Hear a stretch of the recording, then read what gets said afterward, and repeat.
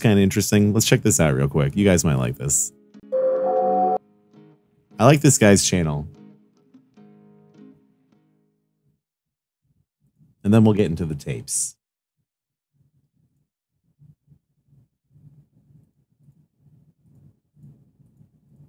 All right. I think it's called Shalil Valley. No, Shai Valley. I don't know.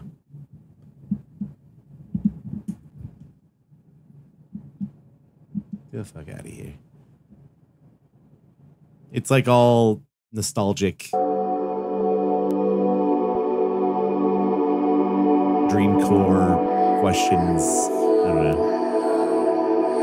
But there's this one picture in particular. I feel like I've seen this forever. Not as much recently, but like you would see this all the fucking time at a certain point. Right? Does anyone remember just seeing this everywhere? Just like in forums and I don't know. Where the fuck else would people post this? I think I might have even seen it like back in like AIM. Like in like 2001 or something like that. So when I saw this pop up the other day, I was like, oh, what the fuck? Where did this come from? And it's kind of interesting.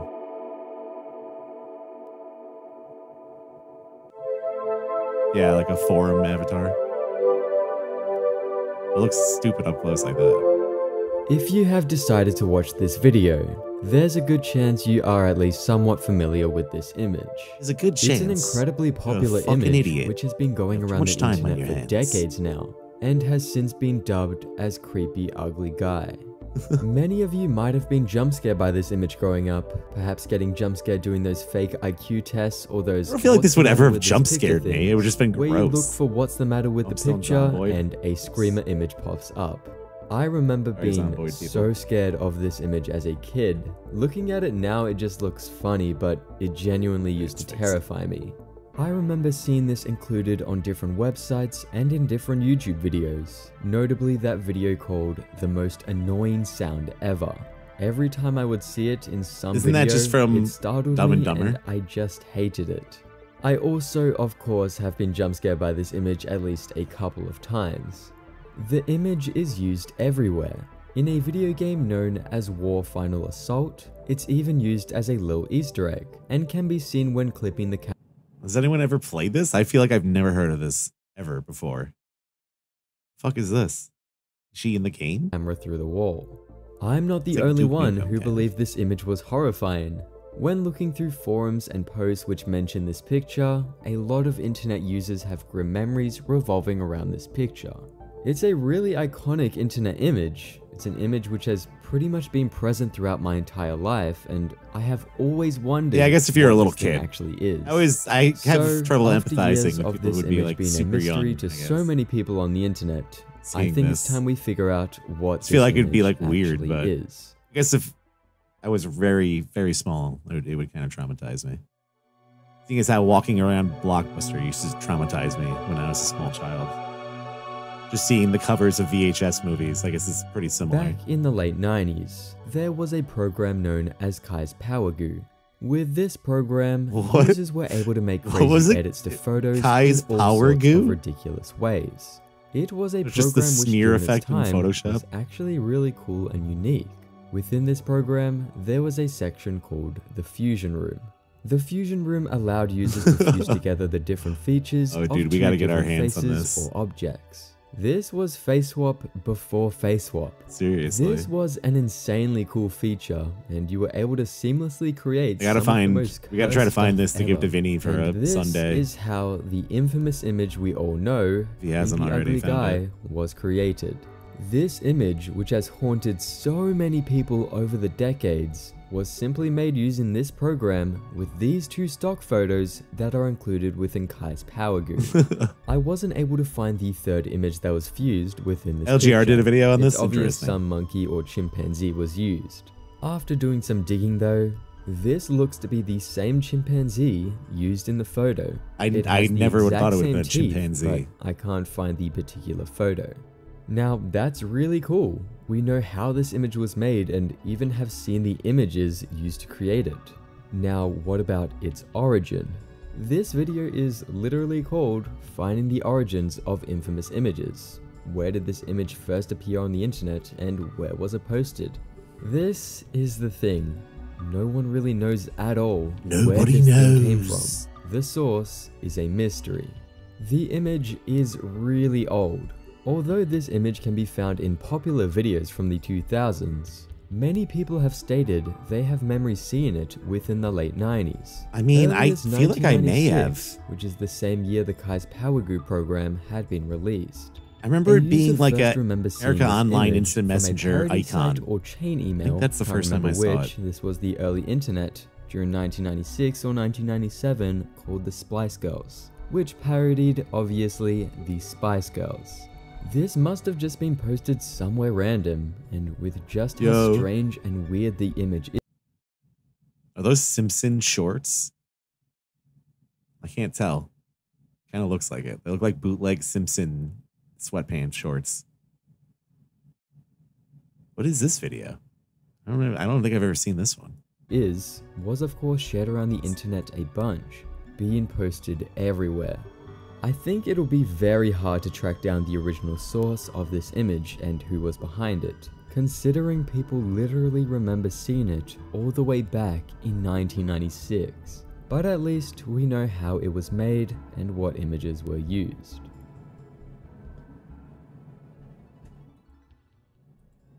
Interesting. The rest of these, I feel like I don't know. I don't remember ever seeing this before. Anyone? No, it's Barney, but... Right? I've never seen this.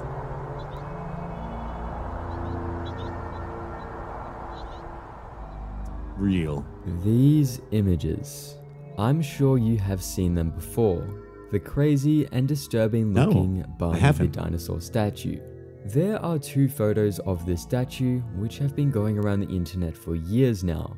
The Cha-Cha Real Smooth image and the Whomst Has Awakened the Ancient one. I don't think I've ever seen either of those memes. And thinking these images, memes, whatever you want to call them, were just hilarious. I just thought this was the weirdest stuff ever. And of course, for the longest time, I've always wondered what this actually is. Where was this statue? Why was it made? Why does it look like this? There's a dead body inside. Still exist.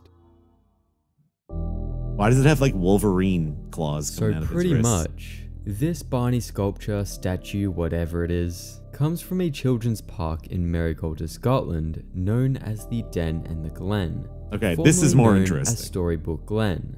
It's a children's park which contains various different sculptures of maybe because it's like characters British from kids shows and fairy tales. So that's right. It isn't only Barney the dinosaur which looks messed up. This park contains the most cursed Bart and Lisa Simpson sculptures I've ever seen. They have Shrek, Teletubbies, Postman Pat, and so much more which just look insane. Don't know what those yes, these sculptures, along with the infamous Barney the dinosaur, are still at this park. It kind of looks like Barney's balls are like. So yeah, you can go visit this these like fucking nuts are dropping. Infamous statue right now if you live near the area. When it comes to the origins of these infamous images that exploded in popularity, you know, when they first came to the internet, who posted it? The Cha-Cha Real Smooth one was first posted onto the internet in 2015 and comes from a Vice article titled "I Try to Revisit My Youth and All I Got Was Sad," which talks about the park and the off-looking characters which exist in it. The Whomst Has Awakened the Ancient One image comes from a Reddit post from June 29th, 2018. It was posted onto the Cursed Images subreddit by user Flexiboot, which states, "Was sent to me from my significant other." This image and the one from 2015 would later have text added to it, and start to gain lots of popularity on the internet, becoming huge well-known memes. And yeah, pretty cool. I legit have always wondered what this thing is, and now I have an answer. I know never for a seen fact it before, but now I have. If I ever go to Scotland, I am 100% visiting the Barney the dinosaur sculpture. I need to see this thing in person.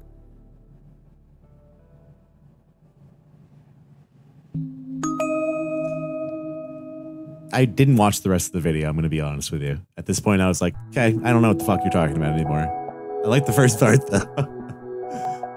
Do you guys want to continue this? Or do you want to watch something else? I'll link it for you just in case. It's a cool video. I'd like to check out his other stuff sometime. It seems interesting, but what do you think? Alone. This is an image showcasing what appears to be a bootleg McDonald's restaurant, which is for some reason called Michael Alone. Never saw this picture before either. This is a classic, funny off-brand image, which has been plastered around the internet for years now, often brought into discussion when talking about strangely named ripoffs. I mean, this bootleg restaurant is pretty great. Michael Alone. Who is Michael? Why is he alone? Does we got a Michael run this restaurant alone, maybe?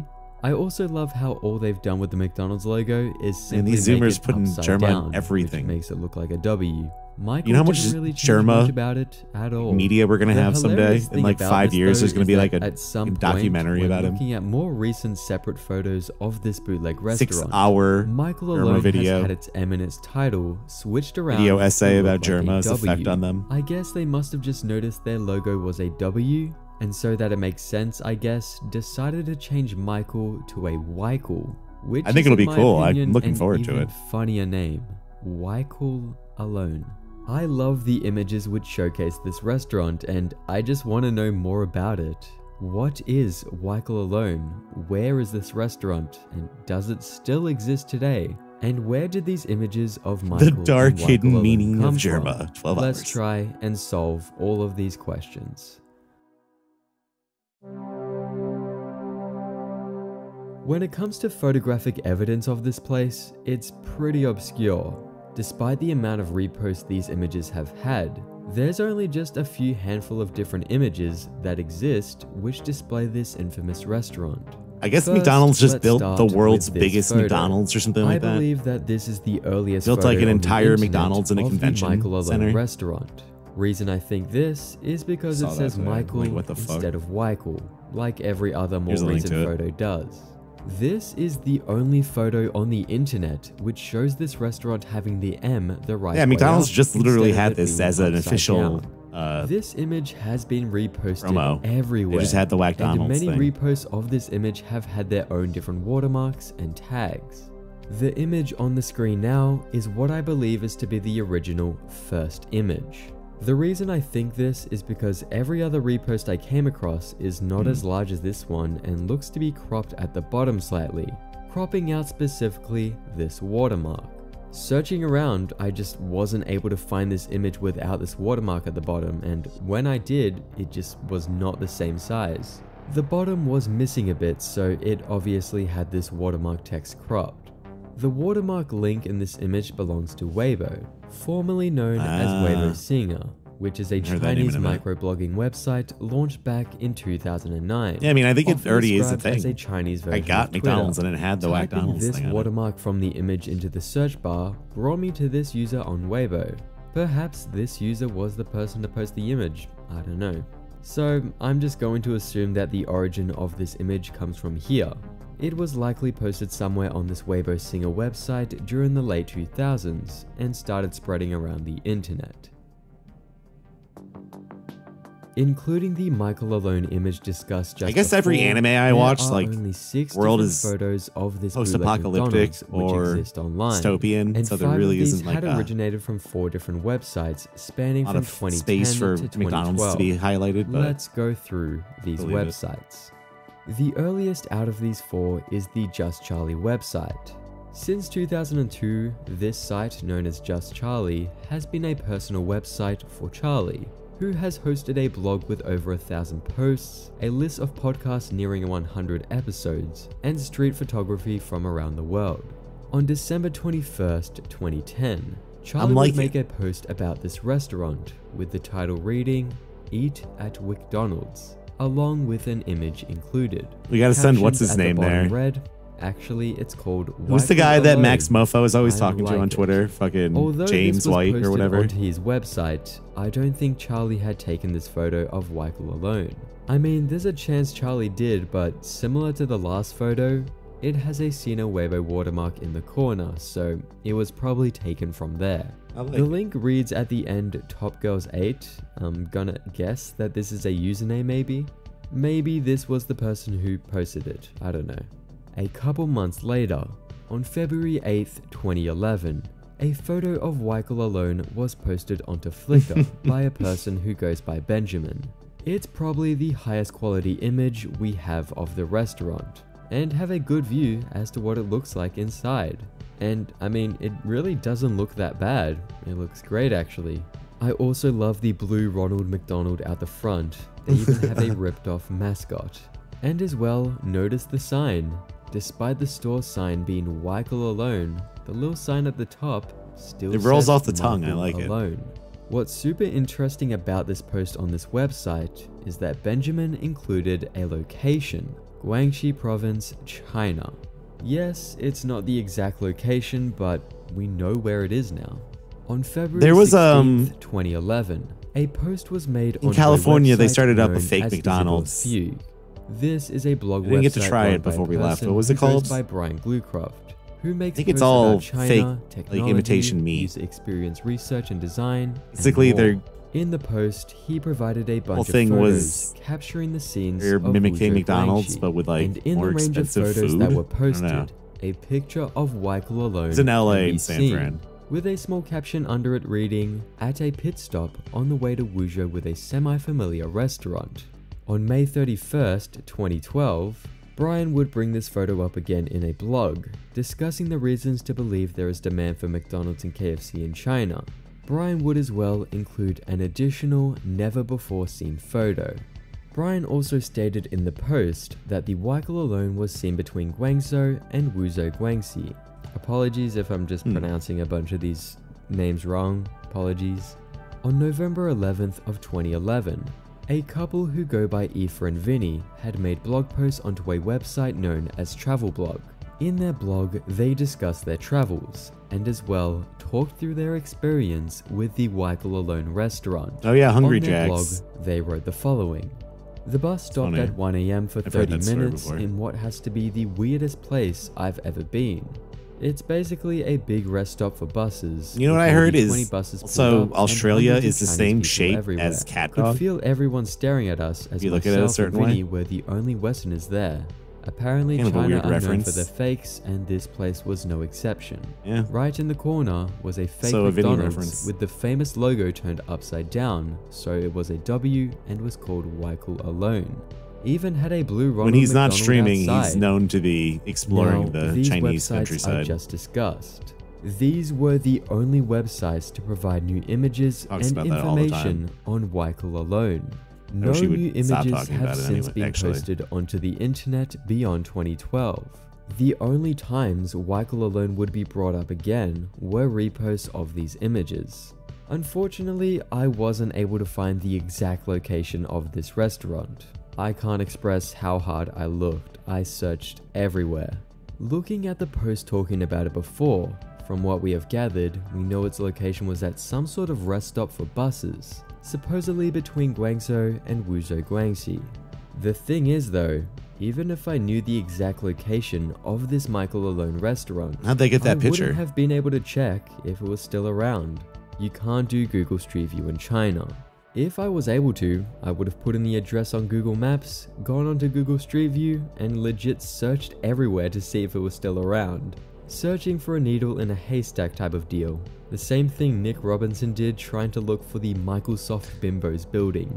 Literally what you Something just I came across, said though, in was chat. that if you type I was in gonna say, maybe Weichel it's the Alone same into guy. Google Maps, a restaurant does come up.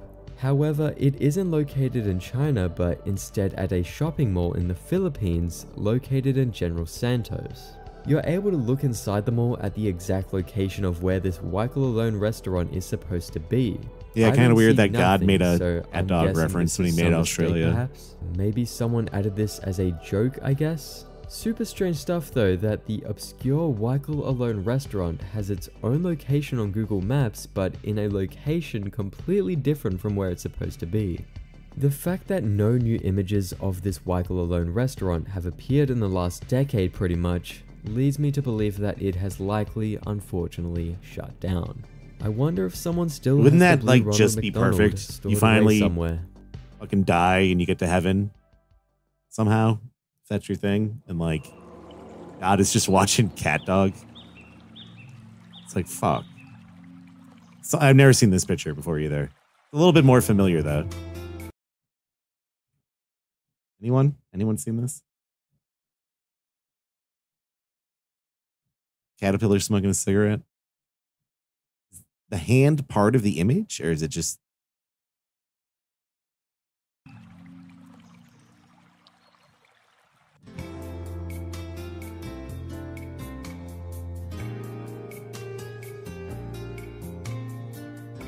I am almost certain most of you watching this have seen this image at least once over the last couple years. This image of the smoking caterpillar, also referred to as crater, I've never seen it, but appeared it's funny. everywhere the last few years, being used in lots of memes and becoming quite popular on TikTok. I remember I would draw this caterpillar at school in my books a couple years ago. Fun times. I want to know, where did this image come from? Who had This is like super European video, isn't it? Despite it gaining lots of attention as There's a Euro gang. The image you guys identify with this video? Old.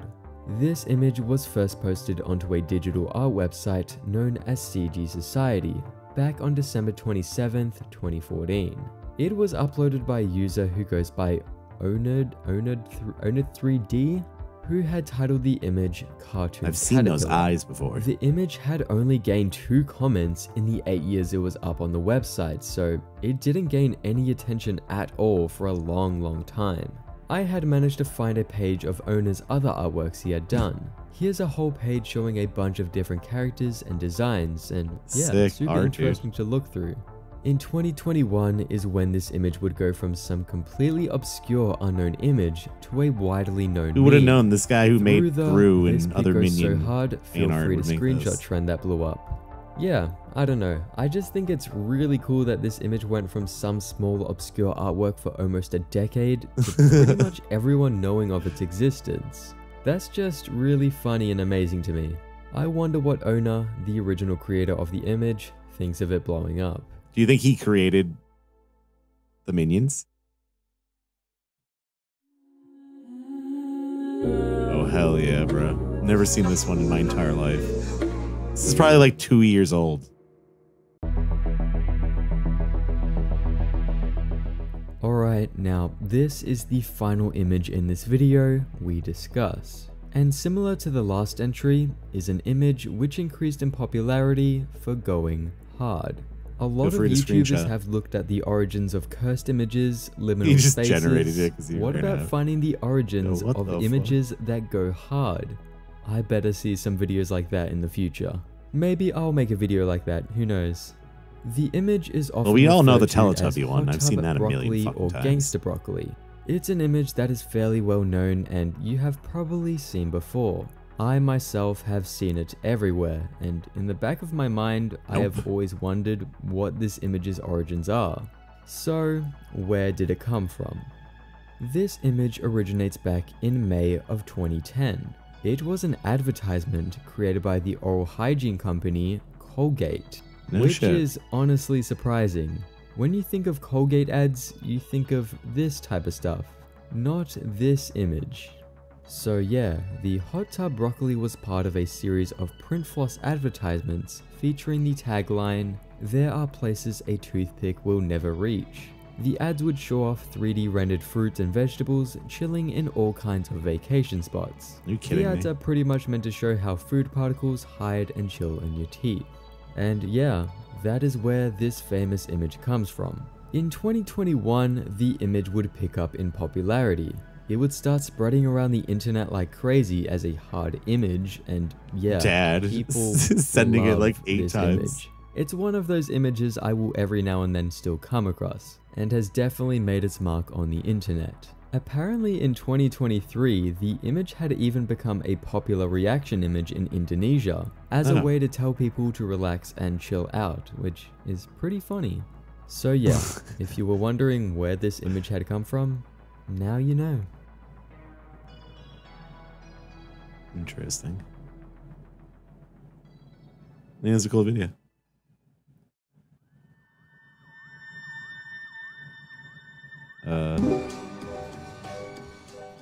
thank you guys for watching this video. I teased this video Alright, let's watch someone get hit by a car. Sorry I kept you guys waiting. It took a bit longer to finish than I thought it would, but yeah, hope you enjoyed it. There were a lot more images I wanted to discuss in this video, but I just wasn't able to find the origins that one a million of them at times. all. Maybe next time though. Maybe next time I'll be able to find their original source and discuss them next time I do a video like this. But yeah, again, thanks for watching and I'll see you in the next one. Here's a link to it again. Channel. He's got a lot of other similar videos, it seems like, exploring strange internet bullshit. Maybe we'll watch another one sometime. With channels like these, I like to see what their oldest video is. His first video, how to unlock Luigi in Super Mario Odyssey. I love that. The first video I ever posted on YouTube was like how to get Golden Chocobo. Final Fantasy VII. Respect the hustle. All right. Yeah, let's watch some Lost Tapes. You ready to get into some Lost Tapes?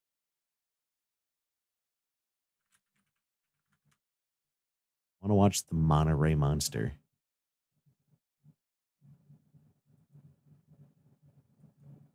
He's from Monterey.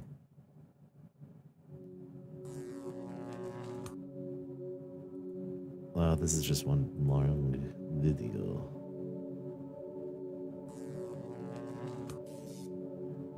I don't even know what episode that was.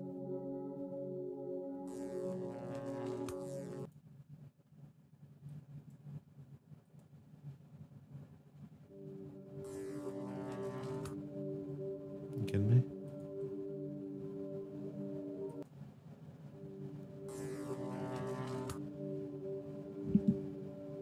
There we go. How do you get a golden chocobo? You'll have to check out the video. You guys want to know how to get the golden chocobo?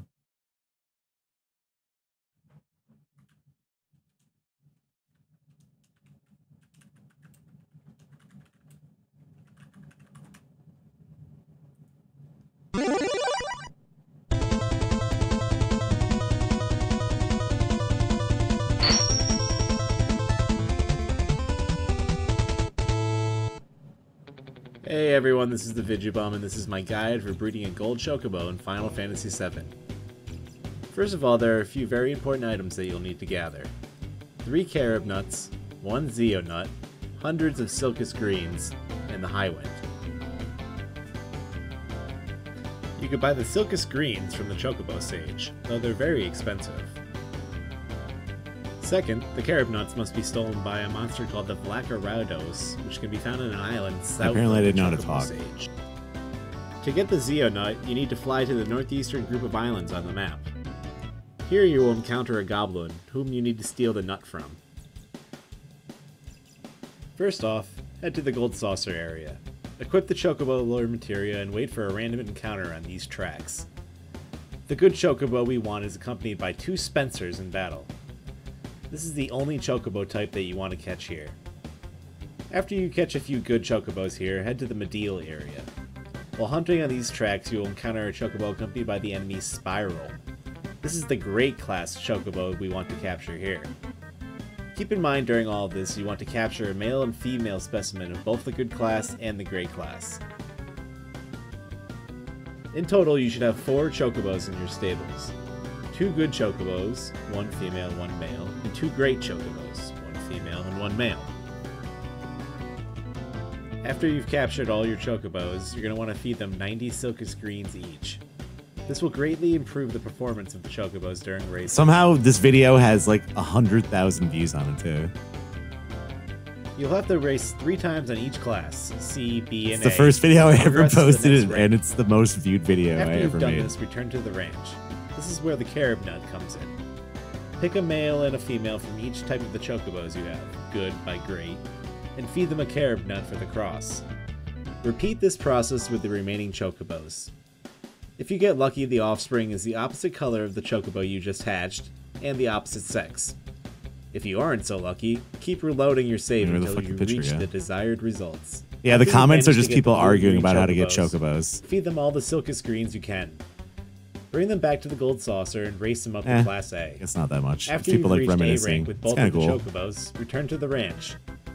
Breed the blue and the green chocobo together using the carob nut, and hopefully you will end up with a black chocobo. Make sure you feed them plenty of silkest greens and then head up to the gold saucer. After the black chocobo reaches Class A, head to the chocobo tracks on the northern continent, near the snow town. Here you will encounter the chocobo paired with the bunny enemy. Just the bunny and the chocobo. This is the wonderful chocobo you want to capture. Get a few, and hopefully one is the opposite sex of the black chocobo you bred. Bring this chocobo back to the gold saucer and also race it up to Class A. At some point in your chocobo racing, you will run into this pain-in-the-ass racer on the black chocobo, who always has a higher speed and Was this guy in It's Golden possible Saucer? to beat him, but you have to take control manually and cheese him a bit. You not have to do a lot of the chocobo Now racing. that you've brought your black chocobo and your wonderful chocobo up to Class A at the gold saucer, return to the ranch. So return to the ranch A at the gold saucer and cheese him a bit. I don't know if anyone remembers this. This used to be like a big meme. Like a big mime sauce meme. All like the coop. Everyone was like, coop, coop, coop. Now that you've brought your black chocobo and your wonderful chocobo up to Class A at the gold saucer, return to the ranch.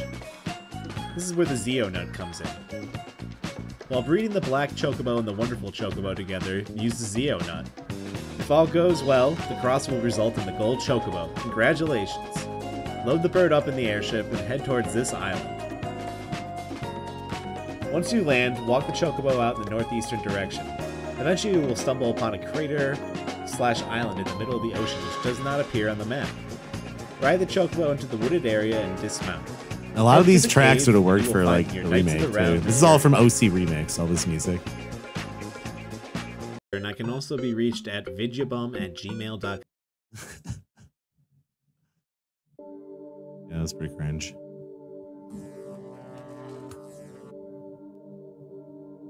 Lost tapes.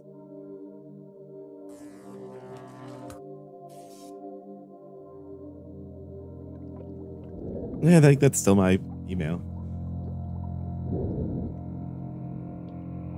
It's below the stream too. I've never seen anything like it before. It had a really long neck. Yeah, the Monterey Bay is fucking sick. Vidyabum.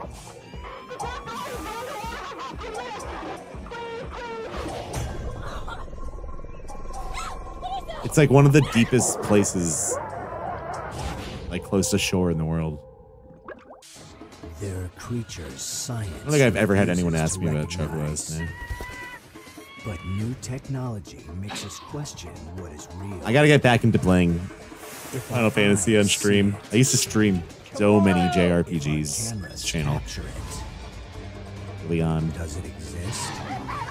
I'll play some more soon. Enter a realm where fact meets fiction, science meets legend, where nightmares come to life.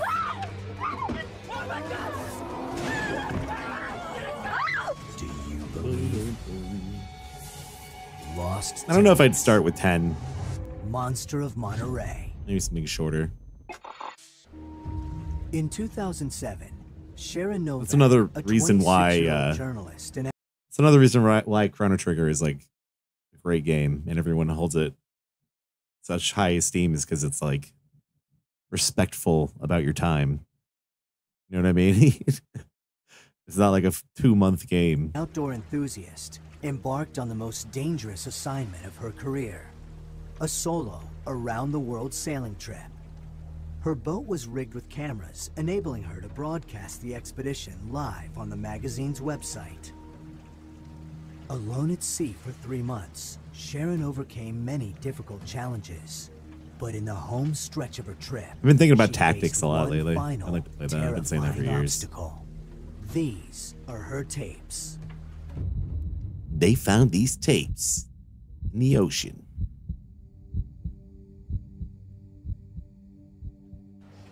Good morning.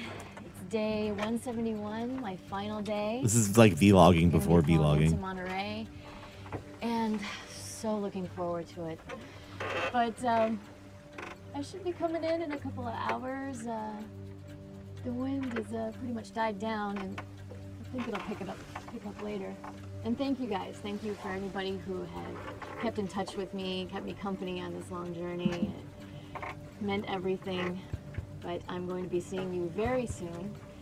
And yeah, there's a ROM hack someone made that puts all the Lion War dialogue into the original PSX tactics. I think I want to try that, like ROM hack of that, which has like kind of improved dialogue, but still has all the cheers. Other stuff. I think I want to try that. The winds can be fierce, the sea can be high, and the air can be really cold. It's a very lonely experience out there.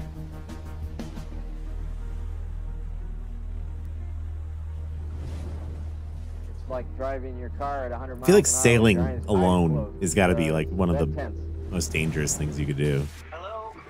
Hello. Sharon, hey, how are you? Good morning. Hello. Sanskrit? I'm not sure if it does. How are you feeling today? You okay? Tired. Yeah. Have you given any thought to where you want to go for your first meal back? Anything but seafood. That's all I'm saying. Anything but seafood. All right, done. But your fan base and your paparazzi are going to wait outside. Fan base. I cannot wait till you get back here. You see how many people. Imagine getting that close to the camera. It's Seriously? amazing. No, it's tremendous. I'm so glad it's all worth it. It's definitely. Dungeons. All right, I better I get haven't heard that home. name in a while. A couple more hours. Give me a kiss. Damn, son. Mwah. See you soon. All right. Bye.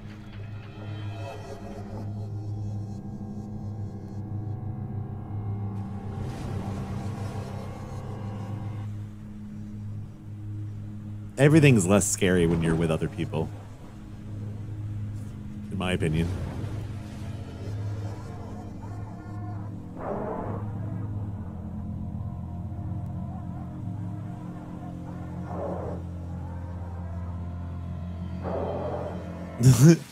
Great effects.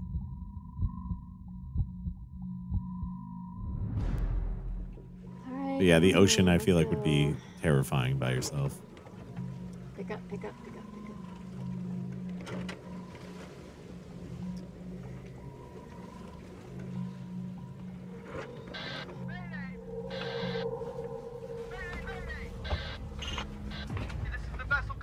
Even the woods.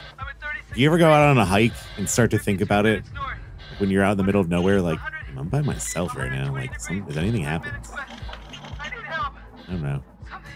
That paranoia can kick in. The largest habitat on the planet.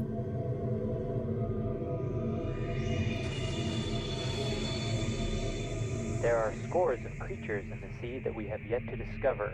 We have only seen a small portion of what's out there.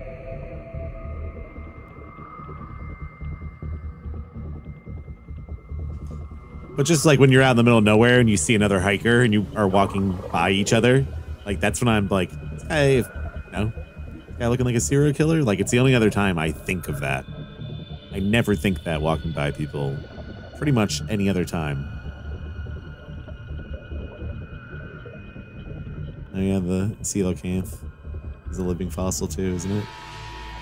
Vessel Kahuna, this is the vessel Artemis. Yeah, this is Please fake. repeat the nature of your distress and your location. Ish.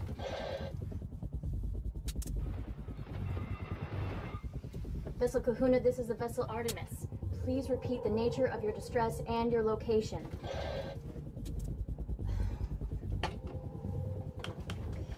Okay. This tape is breaking up.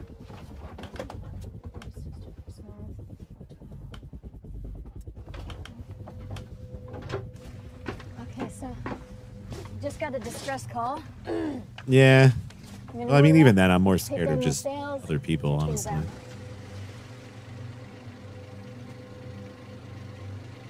Like all those people going missing in national parks, I'm sure is connected to, more often than not, a serial I killer raised my or some sails fucking and I'm gonna maniac. go check out this distress call. Hopefully it'll be nothing. Hopefully I'll be back on schedule. As opposed to Bigfoot or whatever.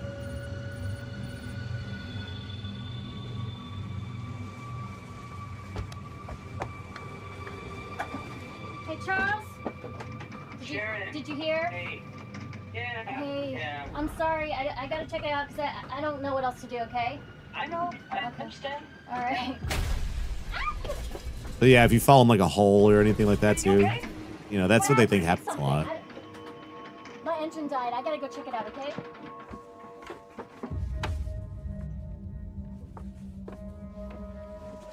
Hope it's one of the monsters in Monterey Bay is a giant man, like a giant old man's face, and it surfaces. I'm gonna have to go under the boat and check It's it just out. like big guy's face. Give him a minute. Charles, I'll be fine. Sharon, I know you can Goodbye, trust. Charles. Like an omibuzu.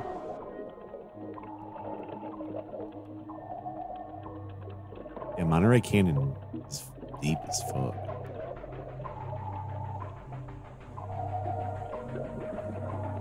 Yeah, a lot of the missing people stuff lines up with like abandoned mines and shit like that too. Like if you apparently put like a overlay of closed mines and caves, the American wilderness for like disappearance cases, like it lines up a little bit too sometimes. Sharon clipped an underwater video camera to her vest People in just order to broadcast the getting hurt findings to her viewers. falling places Then where she tethered herself to the boat can't be found. before descending into the water.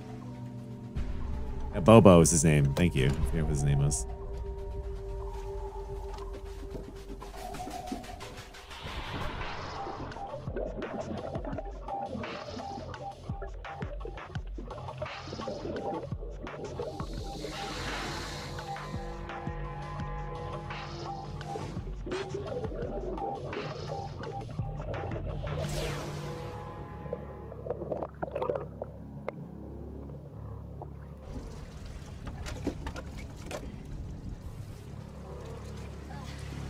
What American flag is that?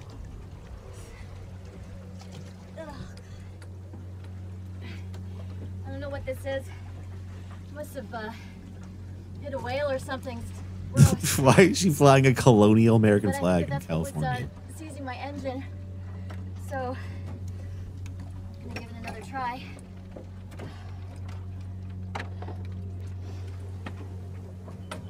Unless this was shot in not California. All right. And we're back. Water is looking pretty gloomy. I don't know.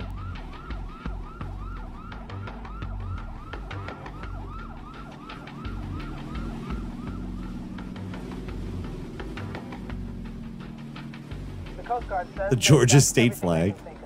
they've gone 150 miles out to sea and 500 miles up and down the coast. What are we looking at right now? I can't even tell what that is. That looks cool. Well, it says Monterey Bay, but I'm starting to doubt that that's where some of this footage is from. Yeah, Monterey Bay is amazing. It's one of my favorite places on the world, entire planet. That just came in On the about 2 world. minutes ago. It's kind of a put back in the schedule, but I think that I am the only vessel Such a cool within area. range, And the so aquarium is fucking I feel sick. like it's my responsibility to check it out. And I am slowly approaching.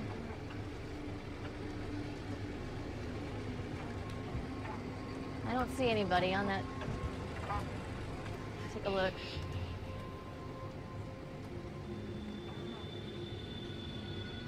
A boat. I still don't see anybody.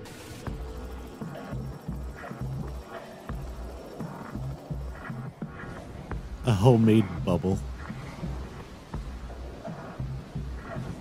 Well, he probably fell off the boat if the engine is still running, right? This odd black and white Coast Guard video shows the 34-foot long boat, the engine still running, and the lines holding traps still hanging over the side.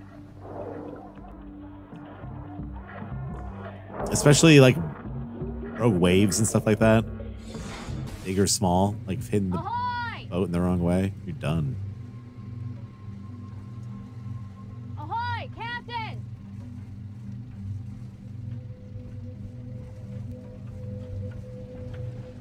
I don't see anybody on this boat. That means it's yours, right? Claim it. That's how it works. That looks like blood. There looks like there's blood all over the side of this boat.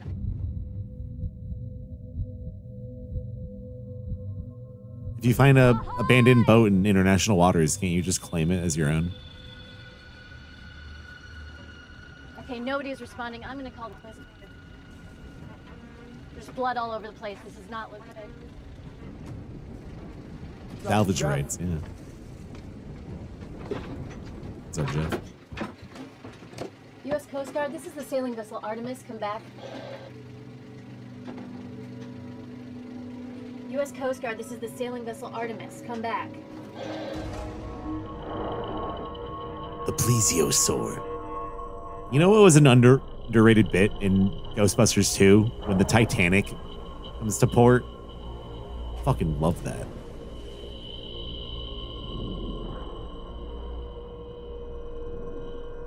Dock workers are reporting that the Titanic has pulled ashore. Shows all the people like walking up the boat. This is the sailing vessel Artemis. Come back.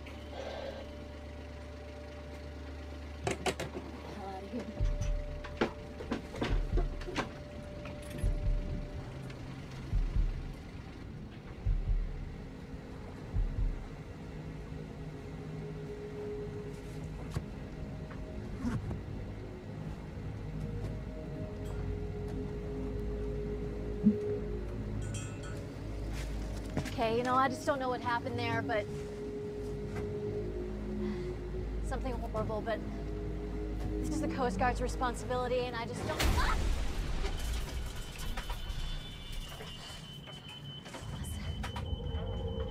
They're coming for you.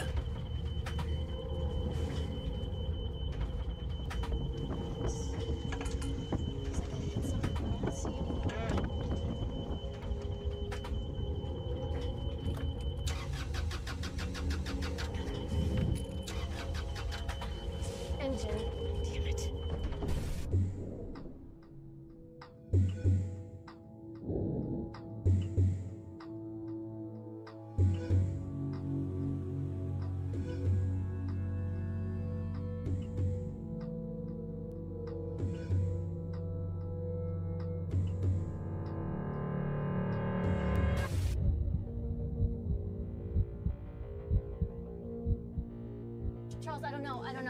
I circled the boat several times, and I don't know what happened there. There's stuff all over the side. There's blood. I don't see anyone on there. I called out. Something horrible happened. My boat got hit again. My engine's completely out. I'm not going back in that water again. Okay, just listen. Did you see any piss on the boat? Okay, You know what? I'm just gonna hoist my sails. I'm just gonna get out of here. I can't stay here. Okay, good. Okay. I'm gonna call the Coast Guard.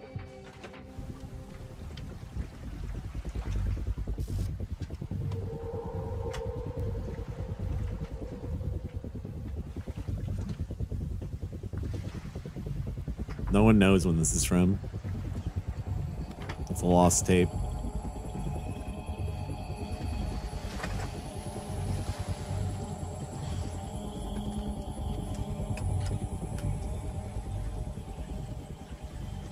Bigfoot? I mean, I assume he's in there somewhere. The halyard's jammed. I'm gonna have to go clear it. All right.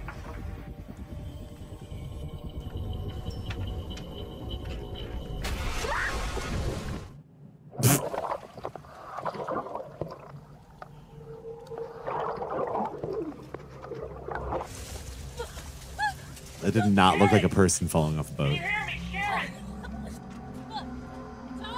It needs to just show like a gigantic eyeball underneath the boat. Sharon, take a deep breath. Pull yourself up. I can't. Sharon, get on the boat. Get on the boat, you idiot. Reach it. Sharon, are you stupid? Get on the boat. What are you doing? You're in the water.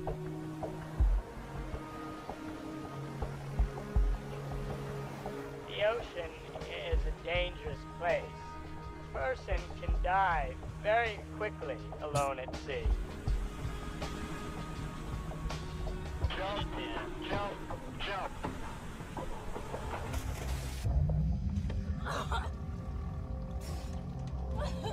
Okay, Sharon, you're gonna cut yourself loose, swim to the back, and climb up the ladder, alright? What? Sharon, get back there now, please! Charles, what is it? If you get too far away from the boat, it's over. I think that's what happens a lot of the time. Sharon, get back on board. Come on.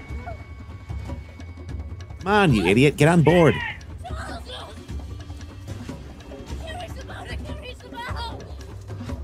That is pretty spooky.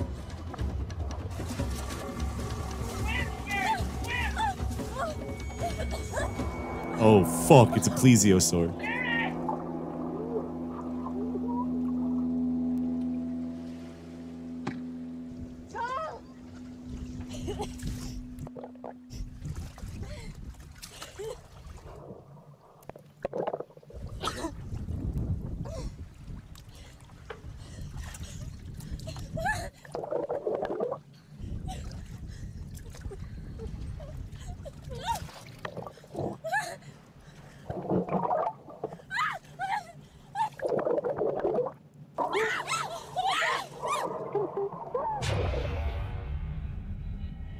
Though the local Coast Guard performed an extensive grid search of the area, they were unable to locate Sharon Novak, nor recover her body.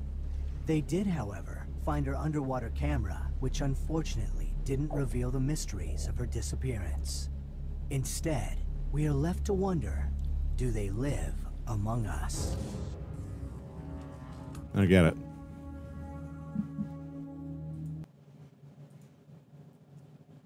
Who's among us?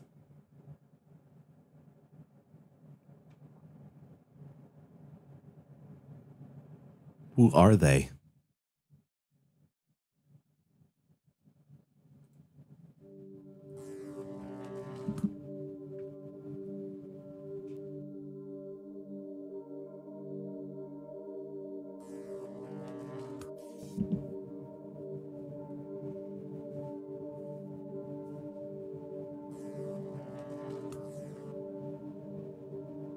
Some viewers may find the material to be extremely boring.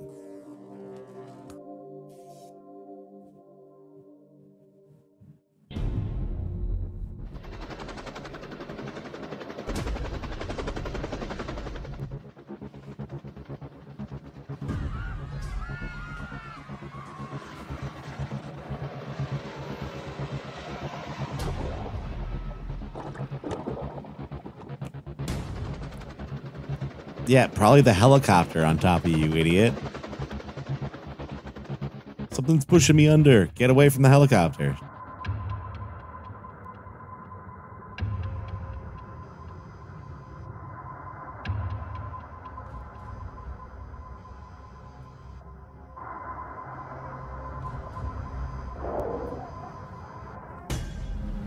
Hey, she wants to go faster. Let's kick it up. Hungry for human flesh.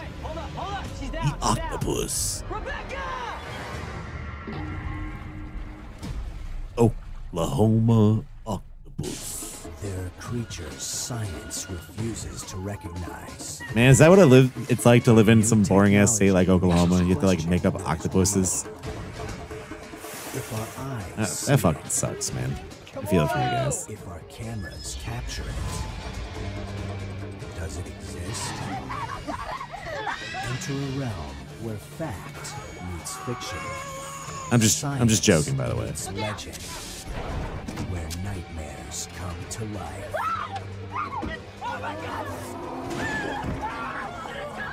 Do you believe? Lost Tapes, Oklahoma Octopus. Whenever I make like a joke about the flyover states or like Here we are. something like that, I could just hear End of high school. Psychic Pebbles Oklahoma talking about the native coastal Sean elite. Conklin graduated high school in 2008. Ah, you To goddamn mark this coastal milestone, elite. He and a group of his classmates planned a celebration at You a think you're local so lake. big? Knowing they would soon be parting ways for college, Sean documented the occasion. This was with on the his news. camcorder, wanting to capture their final moments together. I don't know. Unknowingly It was on at Animal the Planet. time, for some in this close-knit circle of friends, it would indeed be their final moments. These are his tapes. And despite my own little personal setback here, we're still gonna have a great time. Still gonna have fun. Enjoy this one last day together. This is the first video posted on YouTube. He's going to the San Diego Zoo. How's it going, guys? Smile. The fuck is that? Of course I brought a camera. Look at the suicide doors. This car is worth like $3 million today. Well, I think that's why it's a cryptid, because it's a freshwater octopus is not really a thing. Tracy, having fun? Yes, I'm having a good time. You know, it's kind of... The past 3 weeks, it's been that time of the month, or, you know, I've been feminine. What are you talking about? Are they delivering dialogue? What is happening? Lighten up. Just lighten up. It's our last weekend. Sean, you got a great idea, buddy. It's Yeah, you know. Yeah. Pay attention to the road too, Tyler. Alright, just don't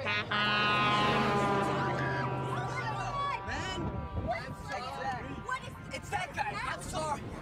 Maybe someone else should drive, huh? I'll drive. Nobody's Anybody but Tyler? Anyone? Yeah, anyone. Anyone but Tyler. Okay, guys, I'm great.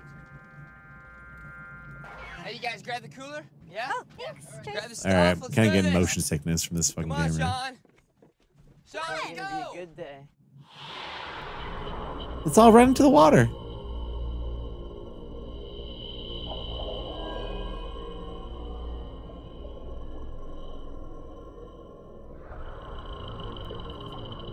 I don't know, dude. I feel way safer on a lake than I do in the ocean.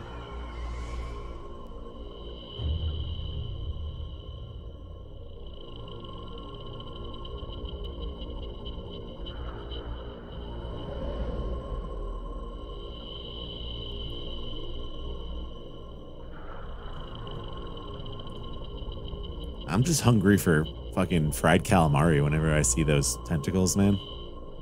Love that shit. Fried calamari with some marinara sauce, bro. Mm. You see, this is what I'm gonna miss. How is it, Tyler? Do you know that they can make calamari rings the size of tires with a giant squid? Come on, baby. It's a car if you want. Want me to come get you? Come on, baby. Ruthie's doing it. Let's go. Sean, you missed. Get in there, Tracy. This is bizarre. I'm just kidding. It's cool.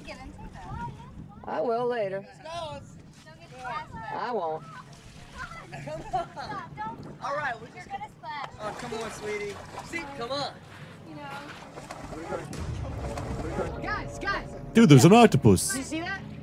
See what? What's that? See what? See what, Sean? What? Sean. Nothing. Nothing. Don't worry about it. Yeah, speaking of Monterey Bay, Yeah, no, fun. Phil's Seafood.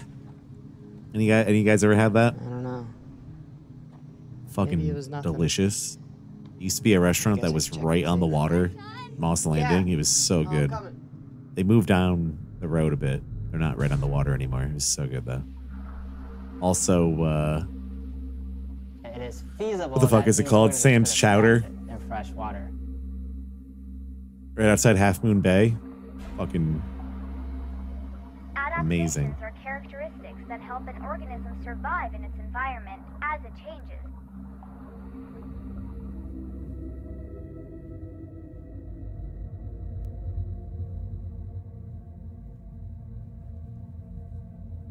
Like Sam's Chowder House Past, there are these coastal areas where a is water like was packed retreated, always. and perhaps People that's how parking on like octopus Highway were able 1 to to go survive. there. And survive long enough to reproduce and eventually adapt. It could become a freshwater species. Yeah, I'd like to go down there. One of the coolest things about that place was when it was right on the beach, though. It felt so fucking cool eating out there. But food is still just fine, I'm sure. Hey, Trace. Hey. This is such a weird video compared to the last one. Tyler, where did you get that? What? Where'd you get that? You know, found it. Oh, You just found stole someone's canoe. Figured you wouldn't use it? Thought we would. it. You're ridiculous. I'll get it back. Relax. What's going on? All right. Here's the Yeah, deal. you gotta Here's the deal. dip calamari in We'll grab something, the in my beer. opinion. We'll Like swim some out to the sauce, platform, tartar watch the sauce, or sunset. Who's in? marinara. I'm in. I'm in. And you two in? Let's do it. Okay. Cool. Let's get it. Yeah. You take the canoe since you got the cast thing going on. All right. You saddle up. Wait, so we're swimming? Yeah, babe. I think it might be a little too hard for us to swim. Don't you? I mean, Yeah, I I'd know like to we're visit supposed the beach in Virginia and like North Carolina. It looks fucking awesome. That's one place I never really visited, even though I lived on the East Coast. I don't think I can paddle anyway, so you. Never made it past like Maryland. I mean, I've been to Florida and stuff. Okay, picture. Memories, baby. So much harder driving down the East Coast. Such a pain in the ass. Excited about going to school? Yeah. Yeah, I'm really excited. I'm more excited if Tyler was coming or had even applied, but you know. It's Tyler. Yeah, does his own thing, huh? Yeah. No regrets. No regrets. It's enough about me. Give me that camera. This looks like a man-made pond or something, kind of.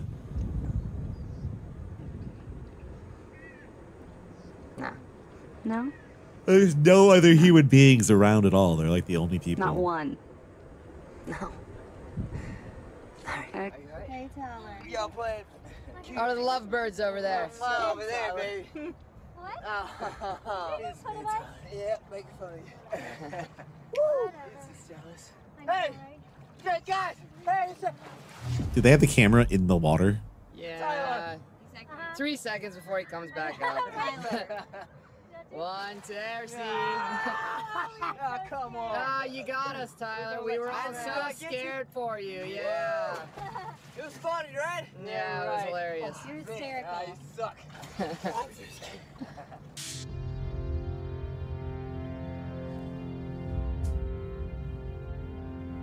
These statistics are just like to fatten up the episode, I think. You know what I mean? Like, it doesn't really add anything.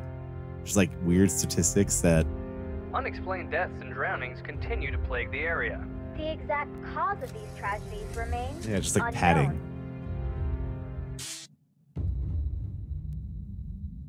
So the Army Corps of Engineers says people are drowning at a faster rate than ever. It's like, Bruce and Ruth here. how are they getting that Fooling information? around. Tyler's missing in action. Maybe it's just Probably there's off more stealing people another canoe. than there ever was before, too. Maybe you drowned. Yeah. Ruthie! Yeah, the lake is just the octopus's mouth. Ruthie! What? Ruthie!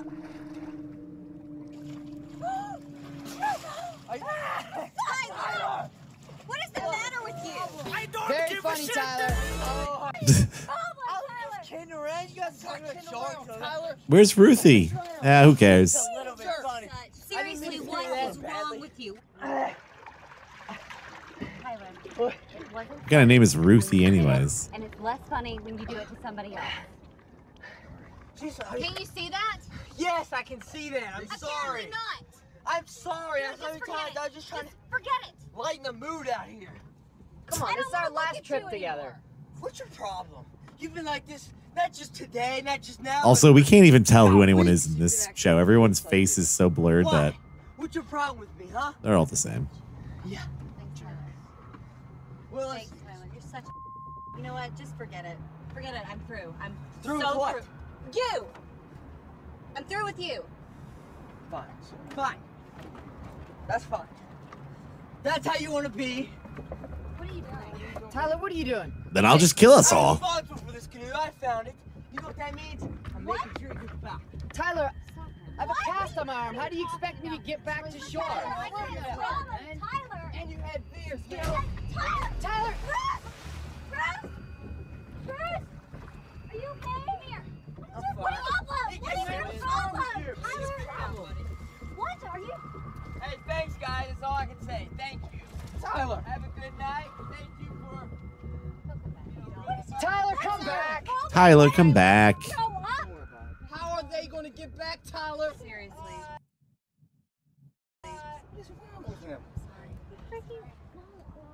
Don't worry, guys. He's gonna come back. He'll come back. Does it look better now? He'll come back and like. Tyler. Tyler. No. Come on, Tyler. He's just joking around again. Tyler. Tyler, come on. Tyler! Tyler, this isn't funny, come on! Tyler. God, I'm sick and tired of this. I'm gonna go. The bubbles right there. Bruce, God. Don't give in. He's acting like an idiot. Bruce, he's not worth it. Come on. Bruce, be careful, man. Just sounds like a helicopter is flying over them. No way. You hear that? He could have, even if he's joking, he could have hit his head. Bruce! I don't see him, guys. Sam. He's on the other side of the boat. Can you please just come back? No! Bruce! No! Bruce! Wait, Bruce!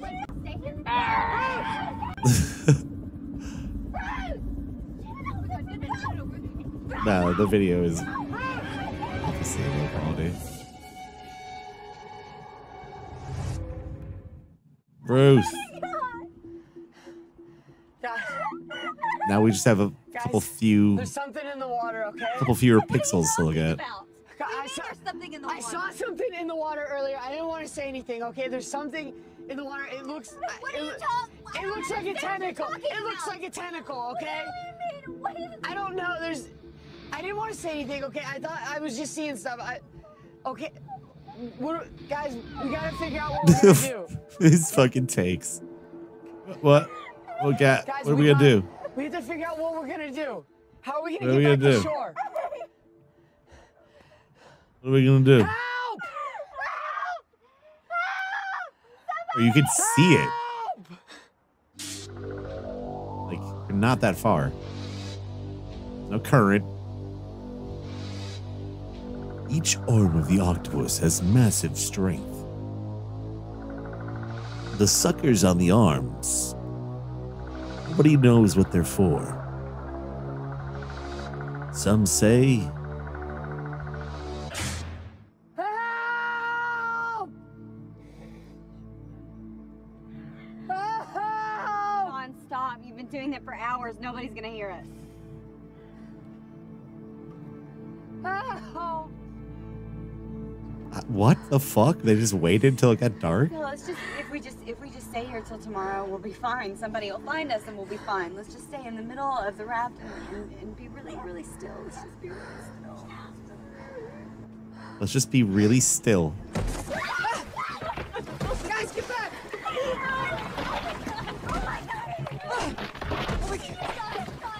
Just stay together, guys. Okay? Guys, get back!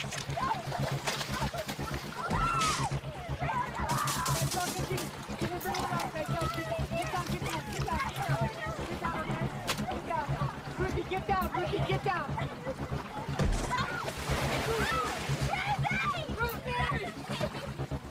Rosie! Rosie! Tracy, get back! Tracy, get back! Get back! Get in the middle, Tracy! Tracy, stay in the middle! No, Tracy! Please! Tracy! Tracy, she's gone! She's gone, Tracy! She's gone. What happened?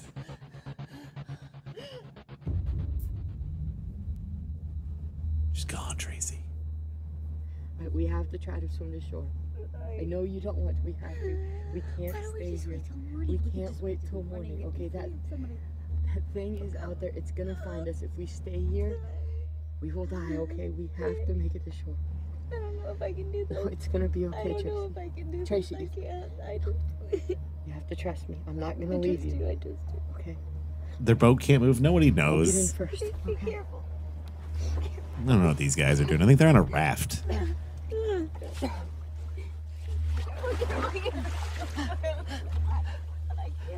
You have to trust me. Not sure what I'm looking at.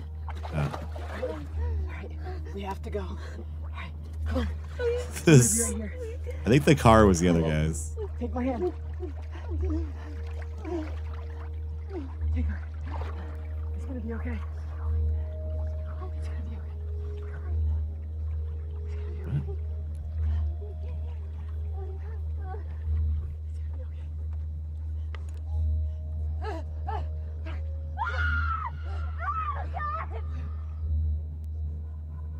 Having nearly drowned, Sean and Tracy were discovered at the shore, suffering from exhaustion and shock.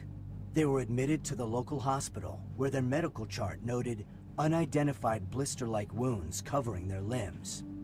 The bodies of Tyler Schumann, Bruce Delroy, and Ruthie Semple were never recovered.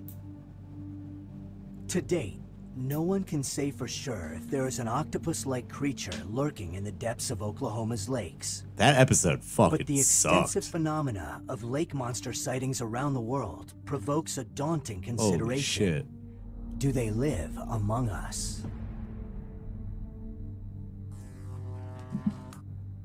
What's up, Topic? How you doing, dude? It's possible that these creatures exist. We're not sure, though.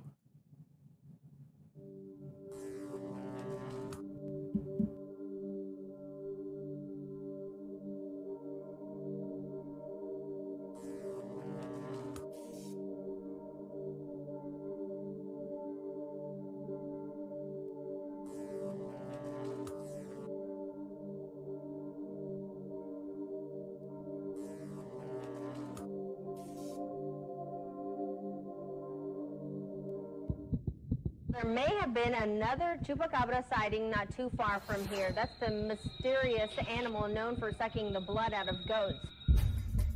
The animal-killing, blood-sucking chupacabra. A beast sometimes described as an alien-like creature, resembling a griffin. Farm animals have been killed and drained of their blood by a mysterious creature. It looks more like something out of a horror movie. It was the work of the chupacabra. The chupacabra lives.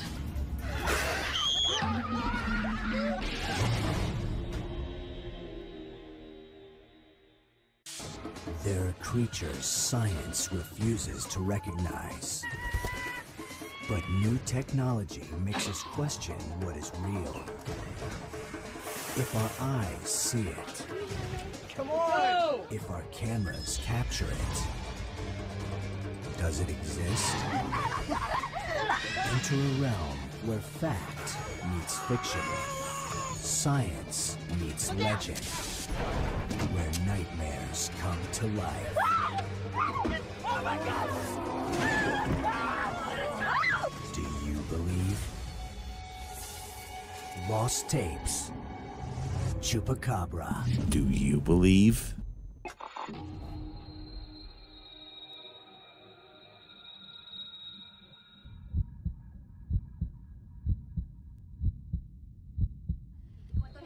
Aquí está. Ok, aquí tenemos. Hola, mija. In 2006, the Ramirez family received 2 gifts from a relative in the United States. One was a video camera. Do you think for their that daughter Ava's Chupacabra could be a birthday. person?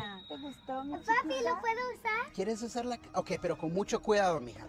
Okay. Yeah, X-Files games would be good. Perfecto. Ok. ¿Qué quieres? No se te caiga, pues. Carta a tu hermano. Oh, I want that cake. The second gift was a letter stating that a coyote had been hired to Sometimes there's just smuggle nothing across better the than a border. cheap birthday cake, man. The journey was more dangerous than anyone could have imagined.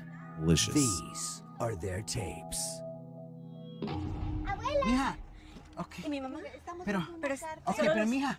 ¿Qué pasó? Eso es, pues, súper ¿Pero bueno, los quiere decir tres o nos vamos que los solos? tres, no, los tres de nosotros, vamos a los Estados Carlos, Unidos. pero no será peligroso. No, no será peligroso, pero tenemos Yeah, bien pagado. the cake is great. Mija, mija, we're going to the United States. We're going to the United States. No te preocupes. Ay. Tú verás que todo va a estar bien. She's coughing. She's dead. She's turning into the Chupacabra as we Nearly speak. 2,000 people died along the border between 1998 Of course, this is the 2004. fucking story 2005 alone, framing. there were more than 500 deaths. Chupa started in South America, then took Puerto Rico by storm in 1995. But most of the recent chupacabra activity has been in Mexico. I've been patrolling these back roads for a long time, and I've never run across anything like this until that day. I ain't never seen nothing like that. Found dead in Cuero last year. Sir, that's a by dog. Texas State University. It was reported to be a coyote deformed by sarcoptic mange. I've seen a lot of mangy coyotes in my day, and that is not a coyote. You're getting a fear in people that can turn into hysteria and might lead to something dangerous. These are bite marks, okay? Look at them. We have quite a few of them. What explanation can you give for something like this? We're not near ready to put this one to bed yet. She's convinced it was the work of the chupacabra. Adiós, Roberto.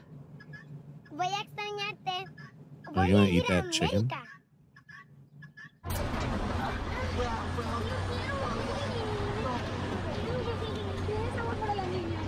Are they actually showing this as part of the episode?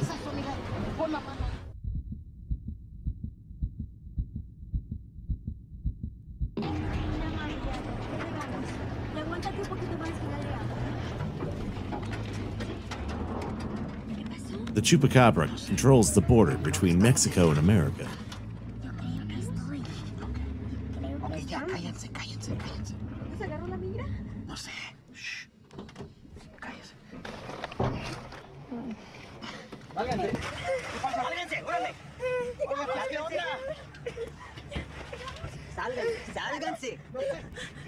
Yeah, what the fuck? His company is like, we're gonna have you do an illegal crossing.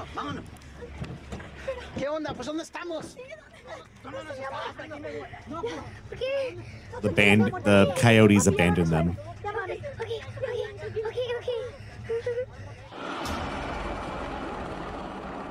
And they're gonna get killed by the chupacabra. Alien smuggling has become more difficult.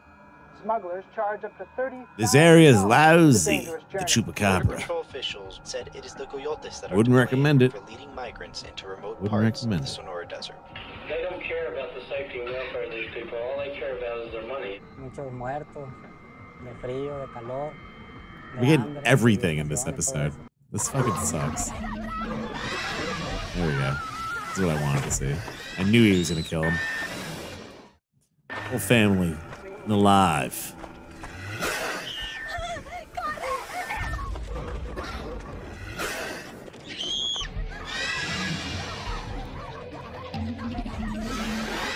I thought I saw a little monkey running, like right next to her.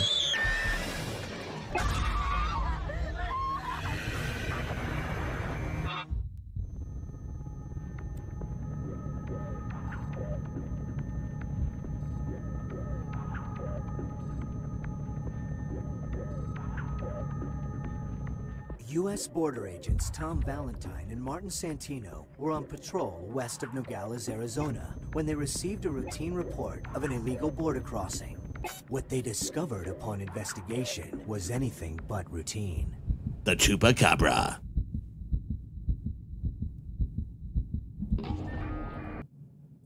Yeah, that was kind of fucking bizarre framing.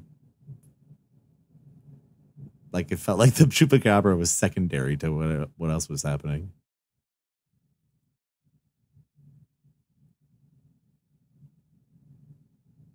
But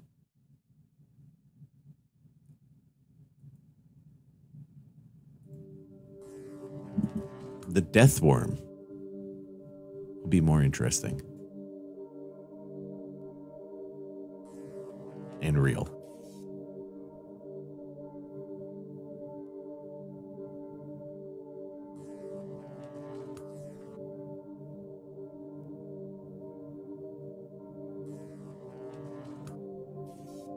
Your discretion is advised.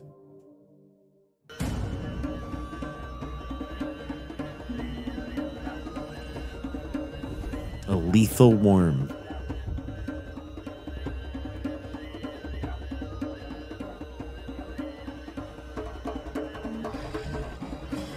A creature that can kill a human instantly. How come there's no voiceover for this? Yellow saliva that acts like acid and kill its prey with blasts of electricity. I'm sorry. We have an Australian man now.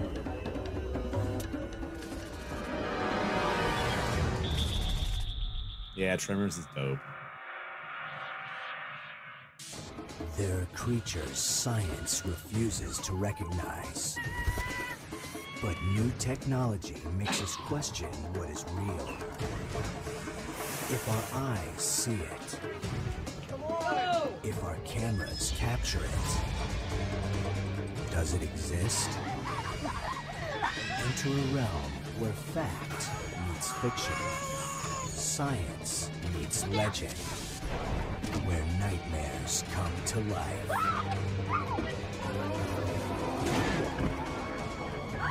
Do you believe? Lost Tapes. Death Worm. When I grow up, I'm gonna be a death worm. Or an apple.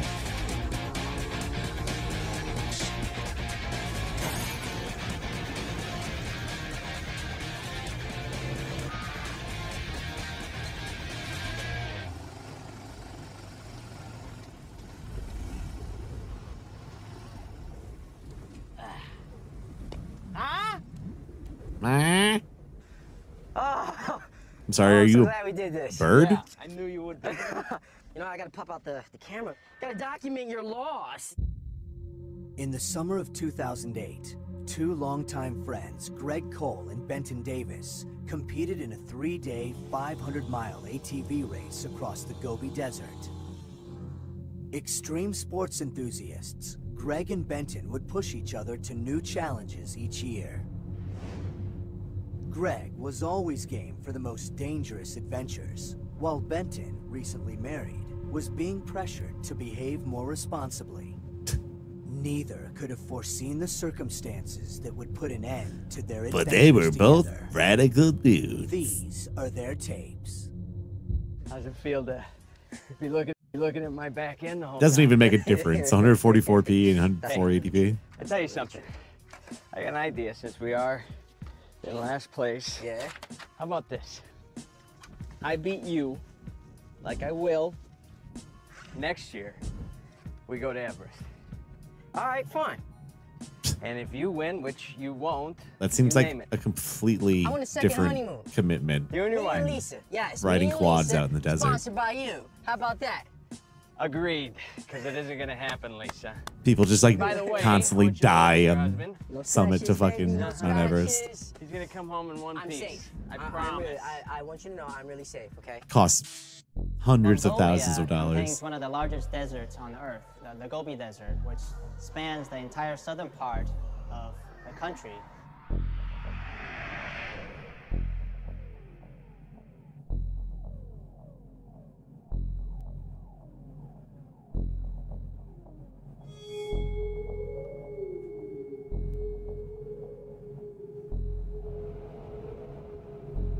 As legend has it, the big worm, Shai Halud, Mongolian deathworm. I'm so glad we're taping all this. Look at this, man. Oh. I'm amazed. This is just beautiful. Now, One more thing. Get a good look at my rear view. Bitch. No. You know, get that royalty-free Sugar Cult song on. I'm bouncing off the walls again. I'm gonna mount the walls again.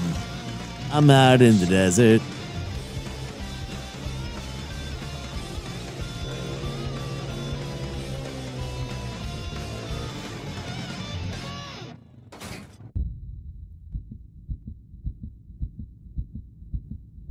Remember that band, Sugar Cult? Remember those guys? What? I don't know where we're going. Well, it's okay, man.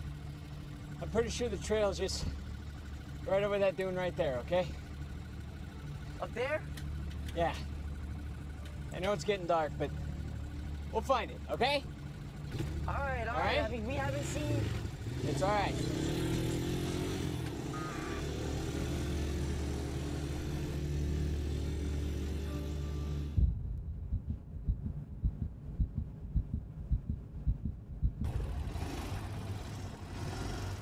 It's pretty late. Shouldn't they like have set up camp? You okay, buddy? Oh, man, dude, we're lost.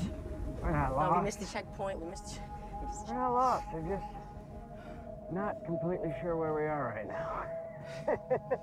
We should go back that No, way. no, We came this way. Listen, we should go back that way. listen. Let's just pull off to one of these dunes, sit down, relax a bit. Light will come, we'll jump back on, we'll be in this in no time, okay? Come on, man, you gotta trust me. Come on, man, you gotta witness me. Say take care of you, this is me taking care of you. All right, man. All right. I'm good. I'm good. It might even be the same All right, actress. you tell me where to go. We're just gonna pull over here. All right.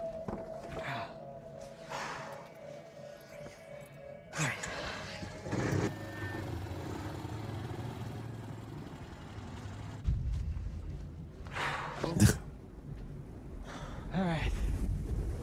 It's a good spot as any. This is Greg getting us lost. We're not lost. Oh, you can't even admit it, huh? Oh, I thought they were actually gonna fight. Yeah. Yeah. Huh. It's a nice night. It'd be a nicer night if I was home in bed with Lisa. Come on. Remember? We're having fun. This is fun. Come on, man. Don't you want to be out here with me? Yeah. We only got one sleeping bag. Having a great time. What? Honey, I know what you're gonna say. I told you. I know. You told me. Hey, at least you got somebody at home worried about you, man. What is that? Been thinking about it lately a little bit. Really? I don't know. I don't buy it. Mister, I got a new girl every week. All right, so maybe it wouldn't work. Oh my God. You know why? Because I can't quit you. Brokeback Sam. What the? Making Brokeback jokes in this Animal Planet show. I'm serious.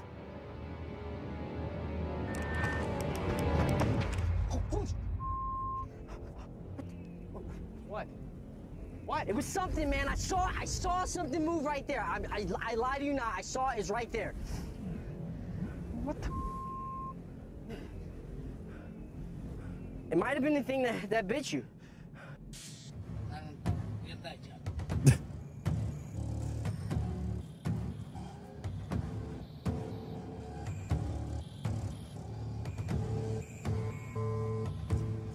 Yeah, like how it's like Mongolian deathworm. We're just focusing on these two extreme fucking quad dudes out in the desert. Yo, worm.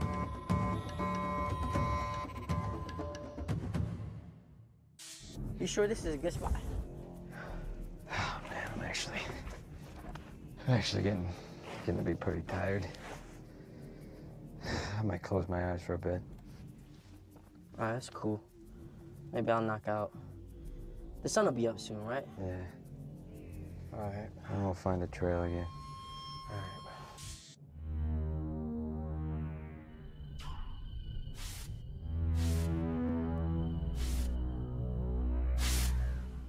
All right. Whoa. Yeah. The saliva is said to corrode its victim's flesh, leading to death. Or maybe, like some spiders, the fabled deathworm uses this acid to liquefy its victim's internal organs, making them easier to devour. Or maybe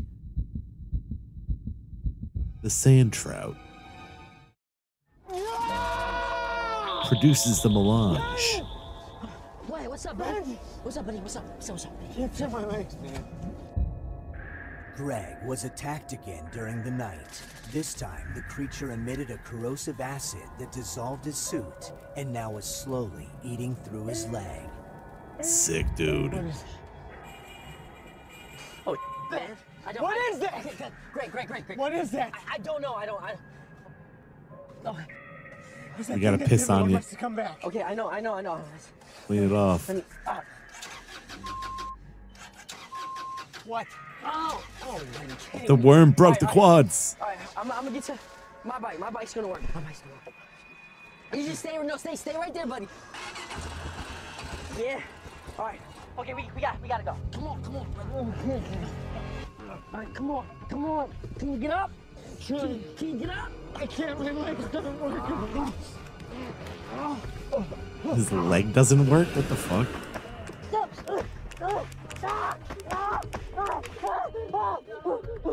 I can't. I'm sorry. Okay. Get you on the bike. Come on, man. Come on, I gotta get you on the bike. Come on. All right, just stay like that. Screw it. All right. I'm gonna put my helmet on and get out of here.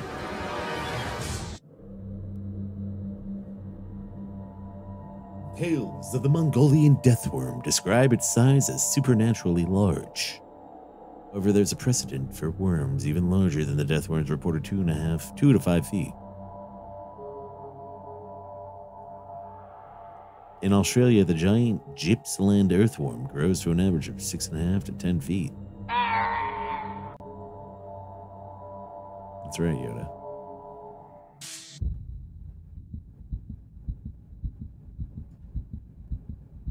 Oh, God.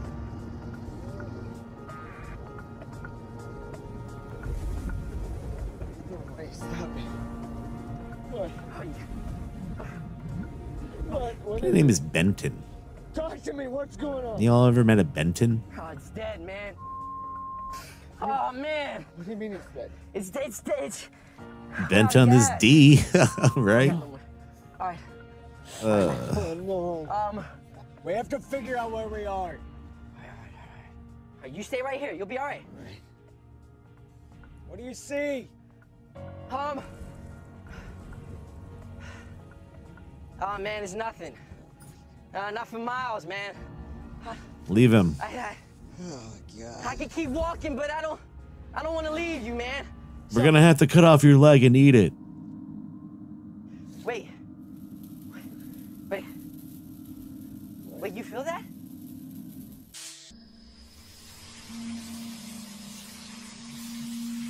The Mongolian deathworm can kill a camel.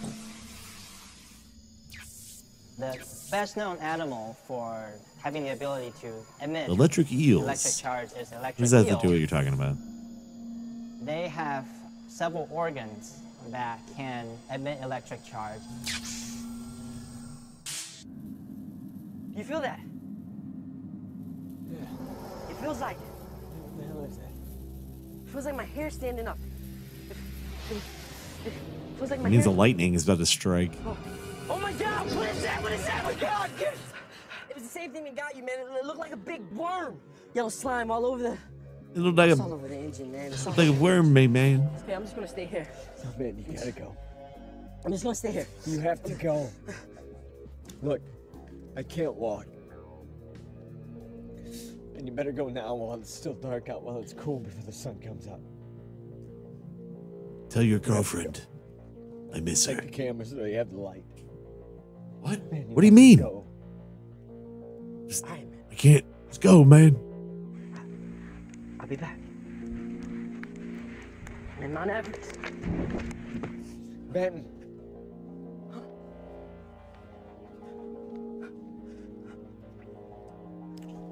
I'm sorry, man.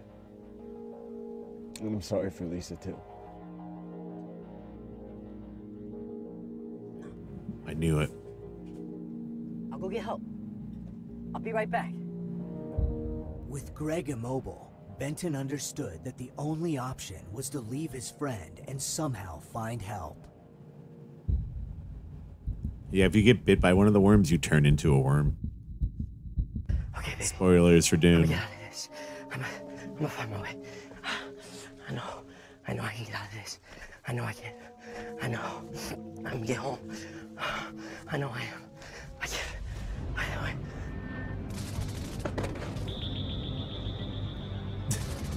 Just rolling around. Oh, it's taking him. You think he would be like a little bit more frantic if a giant worm was eating you alive? Greg!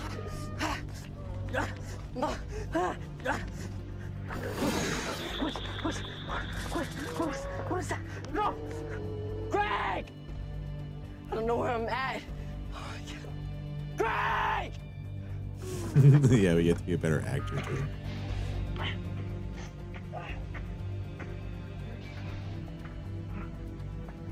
All of a sudden, you just hear Jabba the Hutt's voice. Yabba who be? Ha ha ha. Somebody! Then it's just like to be continued. Please! Help me!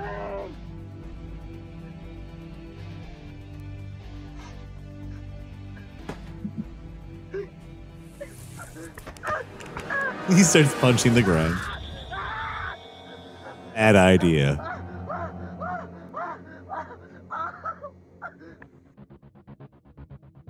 Don't put your head on it.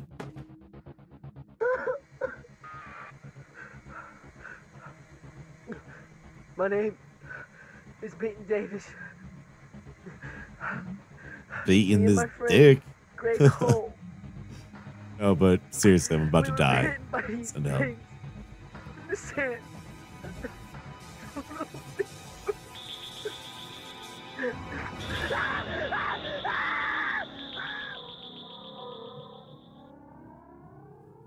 Ken, big win today. Feels good. It's definitely windy out there, though. Yeah. It's blowing the front end around when you're coming off the tops of the berms. The dune's tough to read. What? Definitely blind spots everywhere. The burbs? All in all, pretty good. I'm sure you've heard about the 2 riders that have yet to be found. Any thoughts about that? My heart goes out to them, but, you know, it's part of the game. We all know the dangers. No, he does Possibly not they'll give a find shit. him. They might find him a year from now, and maybe they'll never see him. Yeah, I don't know. We all know the dangers. When Greg and Benton Never failed know. to sign in Fuck at the 'em. next checkpoint, a search party was sent to look for them.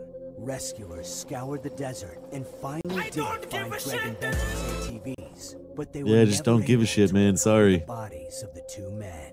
Organizers of the race presumed that they got lost in the desert and died of heat exposure. They never investigated the strange burrows surrounding Greg and Benton's equipment. Thus, we Yeah, are Lance left to Adcock. wonder, does it I wonder what he's live up to these among days. us? Whoa, was that it?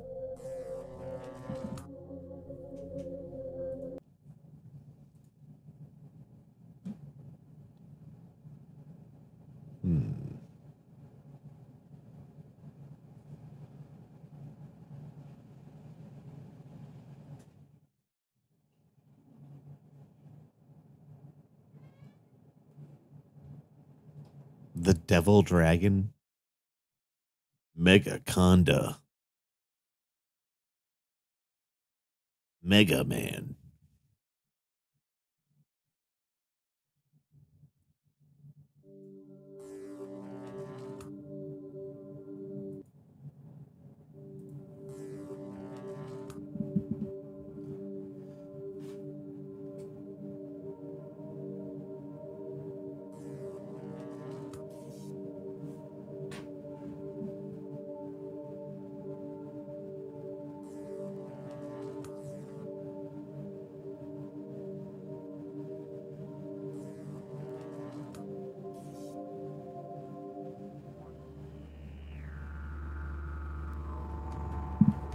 Australia.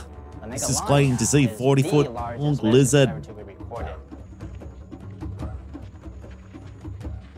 The tracks found by the teenagers were consistent with a reptile 30 feet long, far bigger than even the Komodo dragon.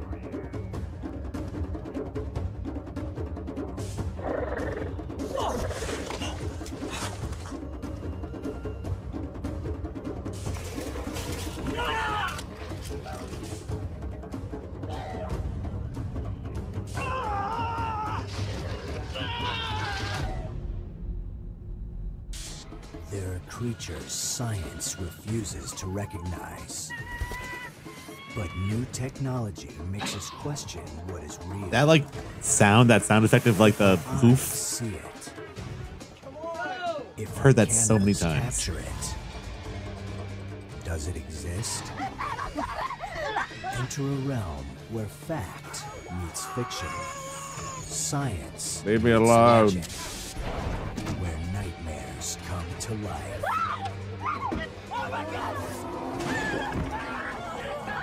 Do you believe?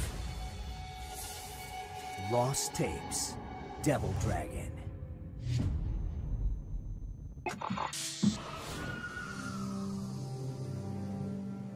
Oh yeah, the Black Panther thing is another one I think I saw on there. Yeah, it seriously is a video game sound effect. In 2007, Tim Akron, an avid outdoorsman, set out to shoot the pilot episode of an extreme survival series. The premise of the show was to be dropped in remote locations, stranded for 7 days in various harsh wilderness environments, with no food, no crew, and no contact with the outside world. No Though contact. skilled in outdoor survival techniques, Tim could not have anticipated the challenge that would confront him in the Australian rainforest. These are his tapes. Hey everyone, and welcome to Stranded. We're looking for Here a in the creature called Australian outback. King Lizard Gizzard. No, you're not, Tim.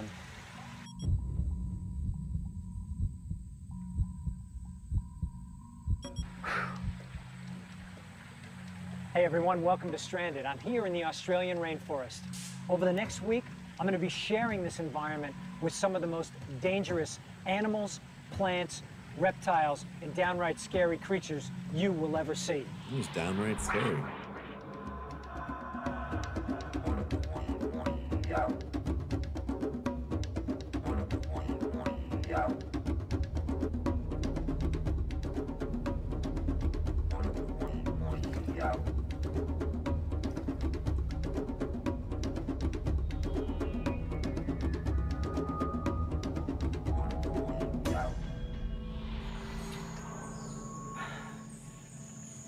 Oh, man. It's unbelievable. It's one of the most beautiful places I've ever seen. And it's also why I'm only going to take what I need for my shelter tonight. And what I need is a couple things. One, I need something to get me off the ground so we keep the venomous snakes and creepy crawlers away from me. Secondly, I need something to keep the rain off me. This stuff looks like it'll work just fine. You can smell it. The rain's coming.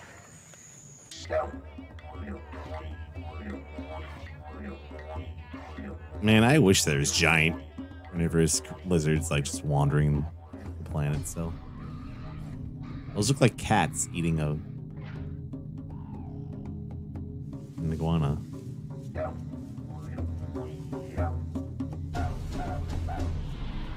Oh, man. Okay, I'm just getting the final touches put on my shelter. It's crude, but it should work. At least a little bit to keep the some of the rain off me tonight. I can only say I'm in the rainforest, and it is hot, and it is really humid. And I'm starting to feel that it's been a while since I've had some food in my belly, so I gotta just get the final part of this shelter done, and then I'm gonna go out and start looking for some food before the sun goes down.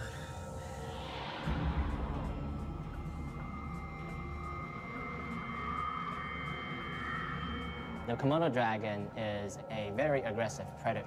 It can get up to 10, 15 feet long. Big lizard.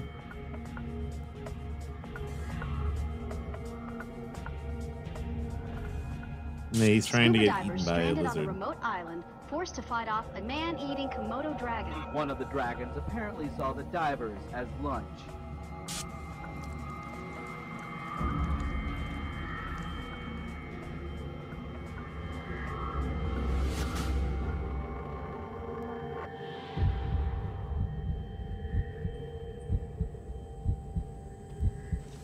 All right, so check this out.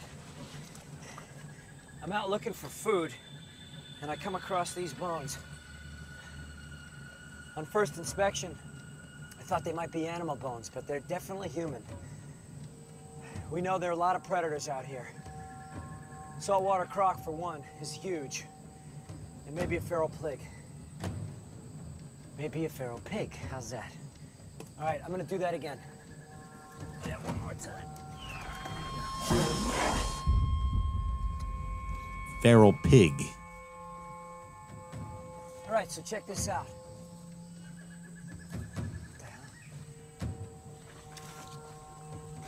Looks like one of our jungle friends knocked my camera over. All right, I'm gonna reset and do that again. Remember, one of the things the Aborigines used to do is they would look for fallen tree bark, tree stumps, and underneath that tree bark is where witchetty grubs hang out, and that's what I'm looking for right now. So what I'm gonna do is I'm just gonna be pulling some of this off here and see what we can do. And hopefully, and we found the jackpot. So basically, I'm gonna take one of these guys here. It's cute. I don't know, let's give it a shot.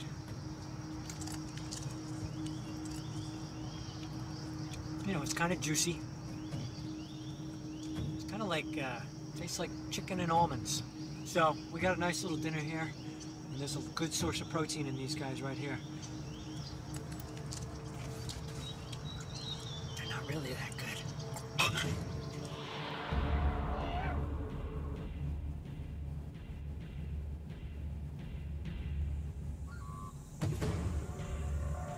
Megalania?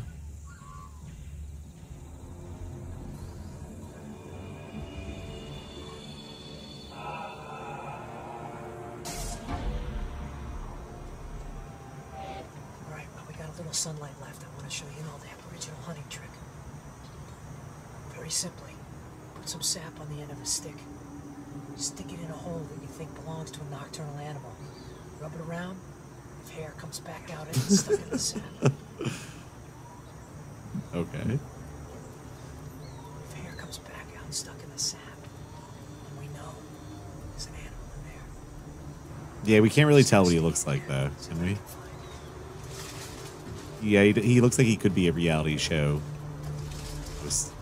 dead.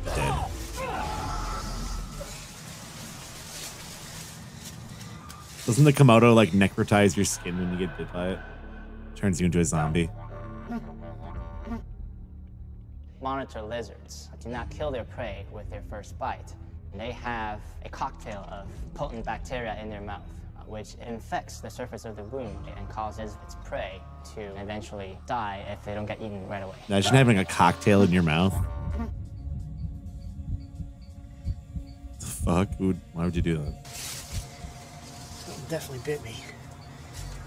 I'm gonna,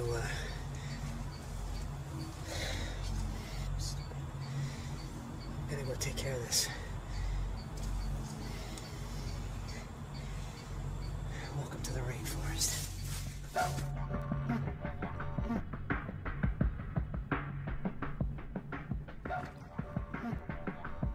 It was a fossil fish which had disappeared when the dinosaurs did. And then in 1938, suddenly this one was trawled off of South Africa. And it was just like finding a dinosaur. Dinosaurs. Yeah, the Kilosanth. I think it certainly opens the possibility of all types of monsters that might someday pop up.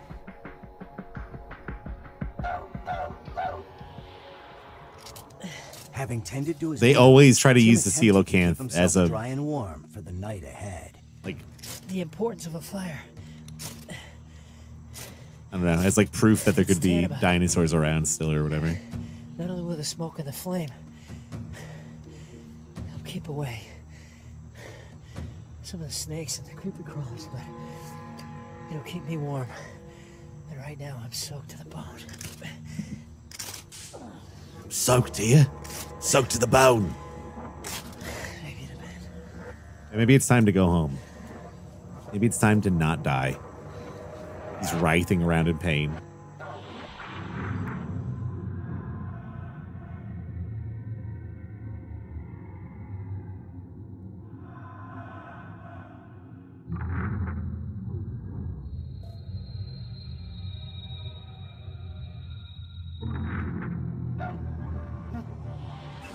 I thought I'd let you see what the middle of the night in the rainforest looks like. It's basically been raining hard for about 3 hours.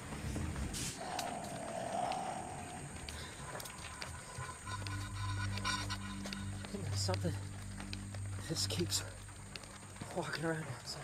Does his arm look fake?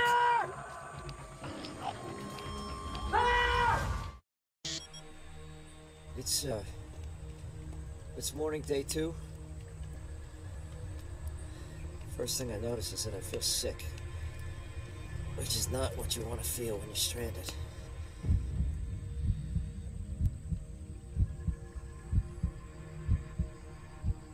My arm is killing me.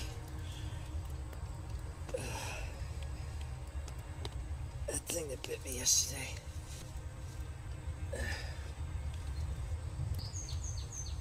Oh, man.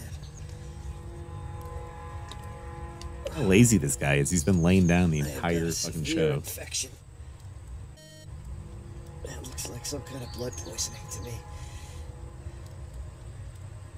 Which means I need to get to a village. I think I remember there's one about 5 miles north of here, which I'm gonna try to get to. I'm gonna grab my stuff on my camera and get the hell out of here.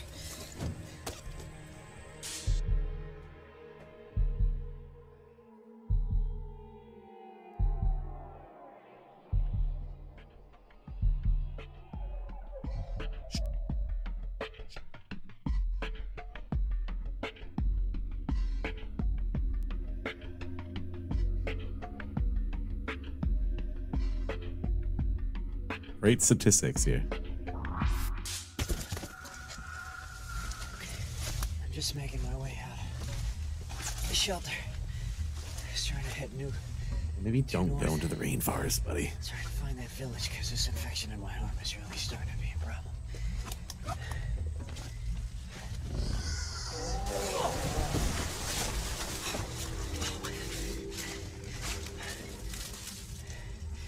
I don't know if you saw that, but that was huge. Something just rustled through those plants there. It was definitely not a crocodile. As Tim tried to find his way back to civilization, it became increasingly clear that he was being stalked. I gotta find that village. Oh God, I gotta find that village.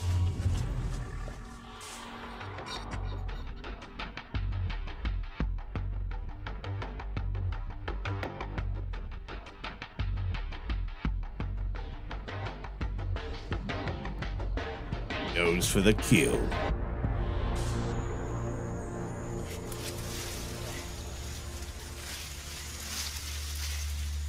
It's been almost 2 hours since I left this morning. I normally wouldn't be moving with an infection like this, because you want to try to stay stationary, but with this thing stalking me, and if this infection gets up to my heart.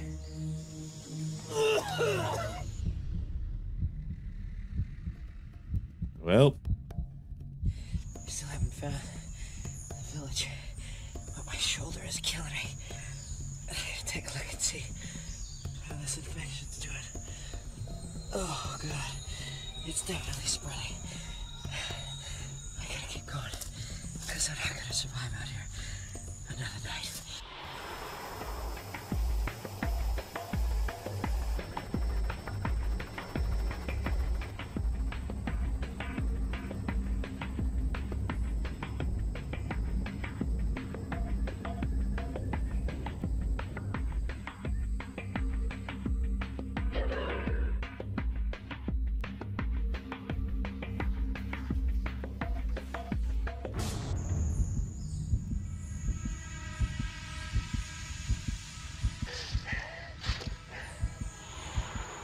With the poison coursing through his body, Tim became increasingly weary and disoriented.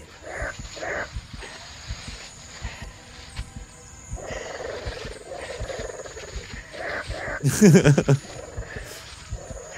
like disintegrating. He's like melting on camera.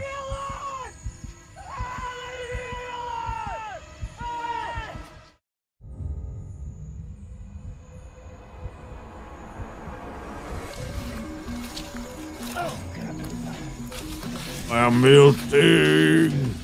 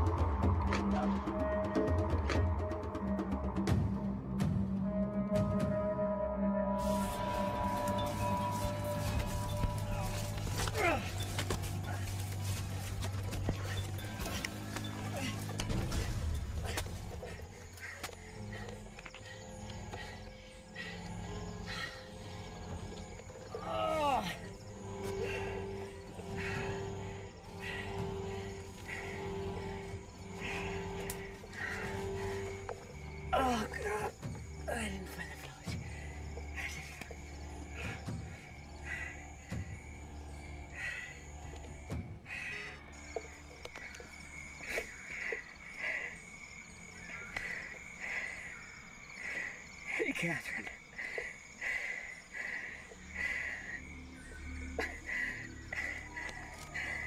It's not how I expected it. I'm fucking transforming.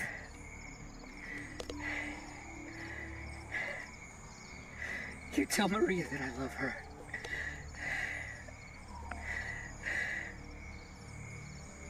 You take care of her.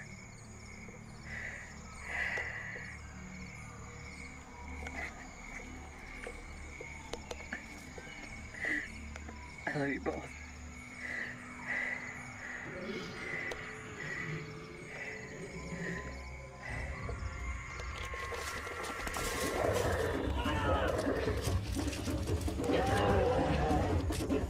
What is fucking even chasing him now?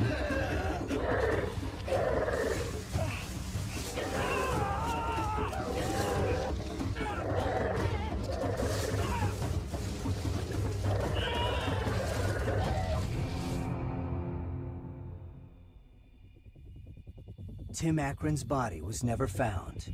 However, his camera equipment was recovered by Aboriginal trail guides less than a quarter-mile from their village. DNA testing of saliva found on his equipment That was just matched like no known reptile species. Australian Blair Witch. And so we Man are left milting. to wonder, do they live among us? Warning. Man milts. Warning. All right, let's take a little break. 'Cause it is about that time. Let's take a little break. And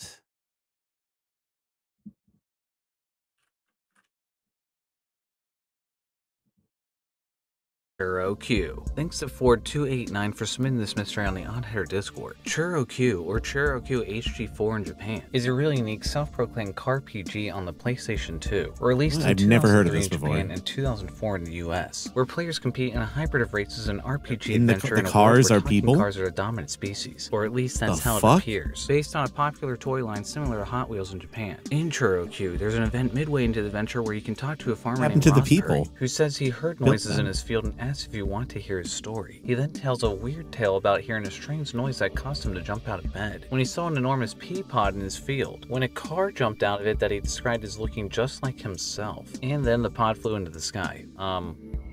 Right. He'll then ask you if you believe his story, and if you somehow do, he'll put green beans in your inventory. However, if you say no, things manage to get even weirder. Ross Perry says they knew you wouldn't believe them and that you made a fool out of them because they're from the country, and asks you to leave them alone. When you come to talk to Ross Perry again, he'll have an antenna on his head, and the next time he seems to refer to himself as Hello Cobuctor. Seems normal. Ross Perry continues to say odd things like referring to you as a native inhabitant, or we are ready, start the priority number 1. Extremely weirdly, however, a rare discovery was found if you were to leave and return to Ross Perry's house an unknown number of times, as eventually the game will suddenly go into an eerie mode that appears as though everything is glitching while you can hear an unsettling buzzing and the game's compass spins out of control. This discovery is so rare it actually took Slippy Slides 201 times to get it to work. In fact, here's the notes he kept to keep track of what he was doing, although it did take significantly less time to work for him on the Japanese version. Very bizarrely, if you were to pull up the town map, you'll suddenly get this image of the Churro Q System Invasion Ship number 5, with the message these are the Bean energy details of the conversion beam. system. From here, no one's sure what to do, as while the screen shakes and glitches uncontrollably, you can drive up to random locations where some of the names have changed to random things, such as just question marks, oh my gar, or humiliation, no one's here. What the hell? Until recently, it was thought this mode was never meant to be found, until it was found using the Wayback Archive that the game's guide did reference the event, revealing that if you were to say no to Ross Perry, something strange happens in the town at night, and that its occurrence is super rare, but it still doesn't explain the ultimate purpose. Slippy Sides investigated it further and determined that some of the names that appear are So actually the weird. names of the developers, leaving us to believe that there's still something more here to be found that still hasn't been solved. Also, I'm starting to wonder, was that really Ross Perry back there? Still have no idea what the fuck this has to do with green beans, so.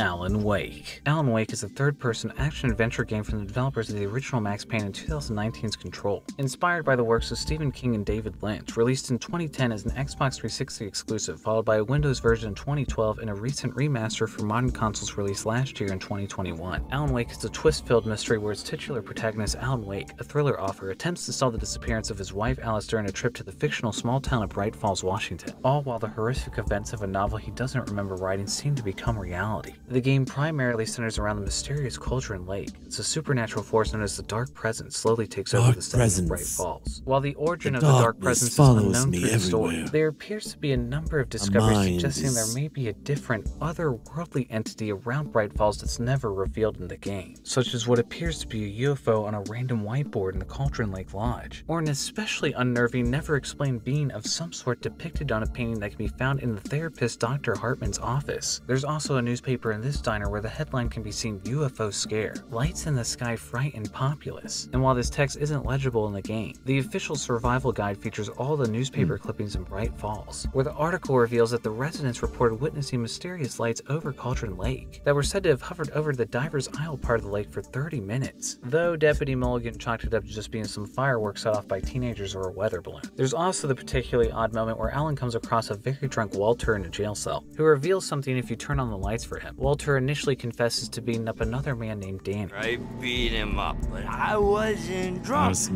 I wasn't drunk at the time. Okay. What Walter reveals next, however, is far more interesting. Wanna know who it really was? It was a goddamn space alien! Remember this I know at all. it sounds like something a drunk would say, but believe me, I wasn't drunk then. And while no one will believe that last part, one of the most substantial pieces of alien life in Alan Wake is something that can't even be seen in the normal game. I kind of liked Alan Wake, but like felt like the combat was area, like my friend Slippy Slides did here. You can find an entire environment around Bright Falls that the player never gets to explore in the game. And strangely enough, it's been discovered that multiple cornfields surrounding the game setting appear to have crop circles, which is especially confusing considering we were never supposed to see this at all. The Alan Wake story briefly resumed in 2020 in a DLC for Control called AWE, though it only introduced more questions, and the question of whether or not there's any otherworldly origins behind any of the mysteries in Bright Falls remains unanswered. Considering another installment of Alan Wake was recently announced, it may be only a matter of time before we can confirm if there's another otherworldly being interfering I streamed it probably like mysteries surrounding Bright Falls, or if we're actually supposed to believe that Walter really punched an alien while sober. At least the punching the alien part. Silent Hill 4: The Room. Konami's Silent Hill is one of the best and most unnerving horror series of all time that happens to have a large number of unanswerable mysteries and is also known for its many UFO endings, with nearly every game in the series having one, even the lesser-known arcade game. Each UFO ending is usually activated by a series of elaborate steps, with the final product usually serving as a joke to lighten the mood to the otherwise intense psychological horror. To date, however, no UFO ending has ever been found in 2004's Silent Hill: The Room. However, several assets have been data mined from the game that seem suggested being a possibility, as two mysterious objects named a channeling stone and a dirty stone have been found in the files of the game. In addition, each of the stones have been translated with a description in English, which is kind of odd considering this is a Japanese game and the localization is usually done late in development when the game is nearly complete. It's highly believed that definitely one has of a the lot of cool stones stuff would in have it, been but I found just in the hate toilet in your apartment if it were backtracking, implemented. As like in the halfway final through the game, game. after a while into the story, if the player were to interact with the toilet, protagonist Henry says there's I think the something ghosts in in the Silent Hill toilet, 4 should was grab it, and then says, I'm not cooler brave things enough they've to done do though. it. I certainly hope these messages were originally intended for these stones and not for what's usually found in the loo. The message "you washed the dirty stone" was found in the data near the channeling stone, indicating the second stone is obtained by washing the first, though I'm not looking to solve the mystery of what Henry ate. Also data mined from a game was a string of text reading UFO, which is thought would have most likely been in the game to show that the player had a protagonist of Silent Hill 4 is like file. And recently, Yuri on my Discord server submitted a new discovery found this year by YouTuber and I just felt like he was always like one of the most who found there was an featureless event in the files protagonists of any intended for a Silent Hill room game. before the end of the game that when he hacked in made a blue halo of the sun spawn into the environment. The halo of the sun being a symbol of the cult of the order that appears throughout the series. And a blue halo, which is never seen besides this one Rodolfo found here, is said to be a curse on God, and some believe this could be connected to the UFO ending. And that's pretty much all we have possibly pointing to this ending, as data miners haven't uncovered a cutscene or any sort of leftover from whatever would have triggered this UFO text, leaving many to believe there's nothing more to be found. And not even just still his want personality, to like just like Unless the appearance. more assets are uncovered from He just Silent is Hill so 4, gray we'll likely and never like, know what Henry sees in the can if it has I don't know. anything to do with aliens. Though maybe that's a mystery better Think left in about the toilet.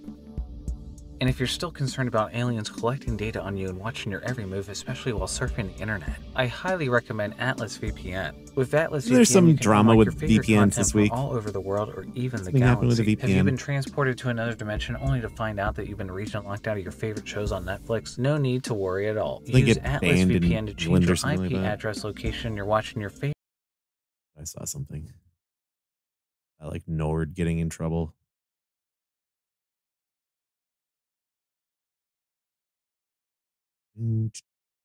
This is funny. This the origin of cursed images. We'll just scan through this, see if it's any good. Started to pop up on the internet sometime in the mid. Just this first one Cursed that the video images starts on. started to pop up on. I wonder if we're gonna talk about Rich Evans. We finally know. Oh, it was a Facebook thing. That's what it was. Facebook was paying people to use a VPN that was Up on the spyware. internet sometime in the mid 2010s, right around that 2016 mark. The best way to describe a cursed image is to list off the many characteristics a photo must have to be viewed as cursed. The picture has to show something mysterious, or even things that are slightly disturbing. The pictures must have low camera my quality, God. and most importantly, it must make the viewer of the image ask why. Why does this picture I'd make the exist? Homer How screaming did this no. picture happen? Is this picture real? And most importantly, again, where did this picture You look up come from? MF Doom Homer. There are hundreds It's of called MF thousands Homer, of I think. classic and memorable cursed images, and while many of them remain lost and untraceable due to a variety of different reasons, I managed to dig up the origins of at least haven't 10 seen pictures. half of And these. if you want me to They're continue this fucking series, cursed. let's get the video to 5,000 likes for part 2. I don't think I've set a goal before, but let's try this out and hope it doesn't flop.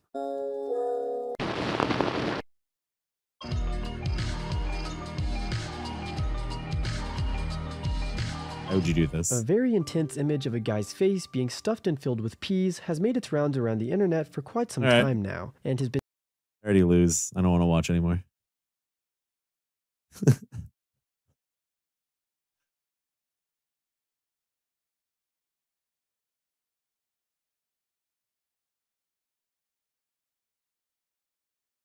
How about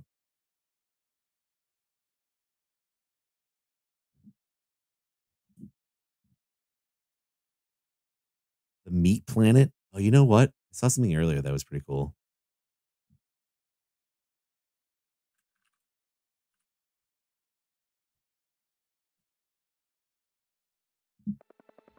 Gonna fall into Jupiter.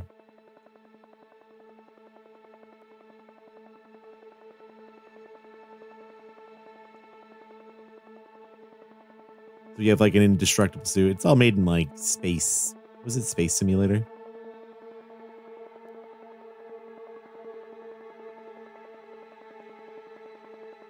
We're going to the core of Jupiter.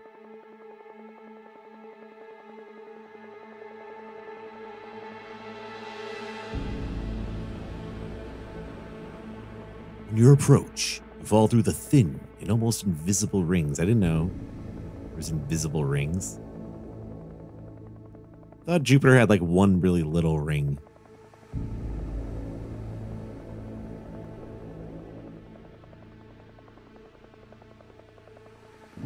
Without your special suit, you would already be dead. Immense radiation would kill you. 100,000 kilometers away from the planet.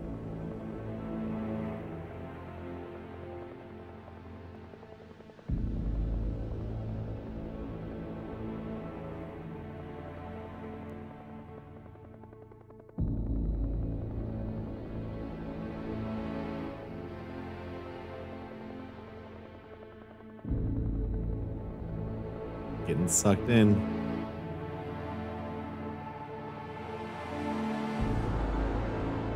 We've almost reached the planet and are ready to enter the atmosphere.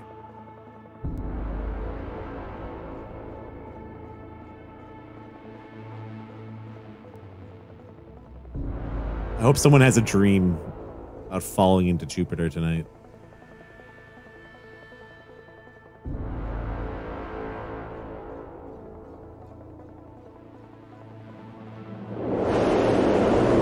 We're in.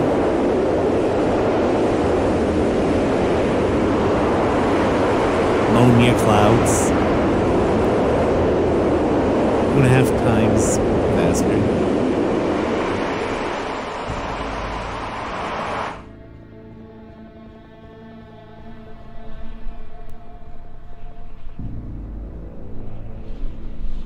This is like the eclipse today.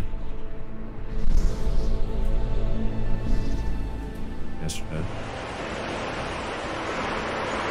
Another layer of clouds. Sulfate and hydrosulfate.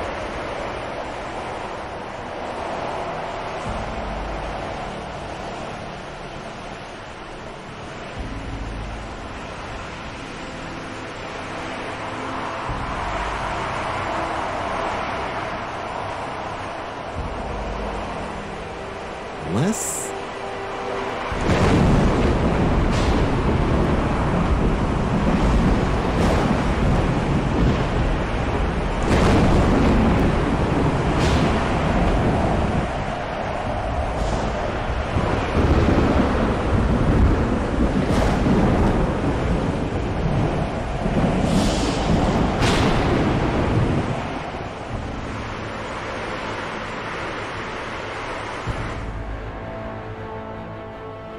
End of the atmosphere.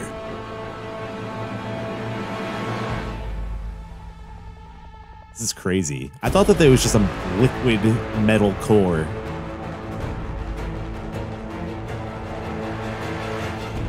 I guess it kind of is. The mantle region. So immense that the hydrogen is liquefied. The largest ocean of the solar system.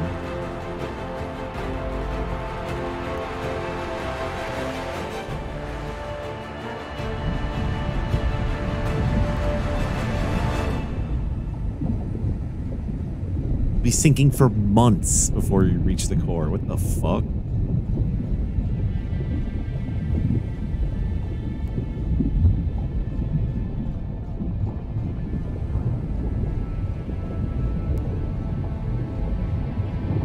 And what the fuck is really in there?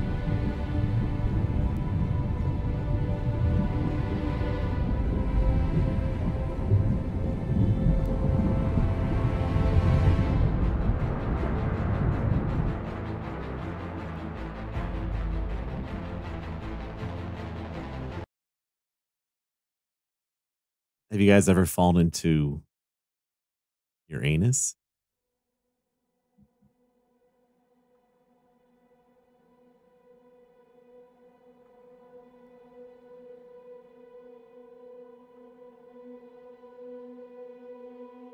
Yeah, I mean, obviously it's all hypothetical, but I think at least.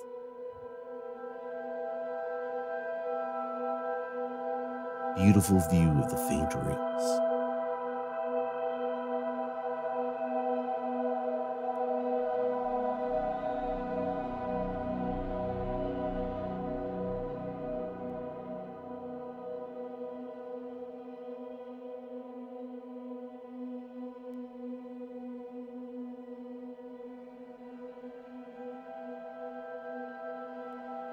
Imagine getting some rings on Uranus.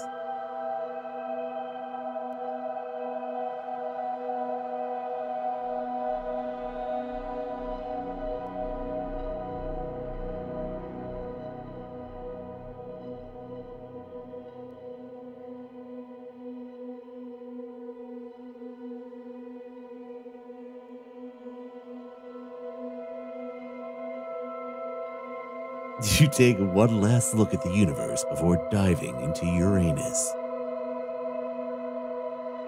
The Ouroboros has begun.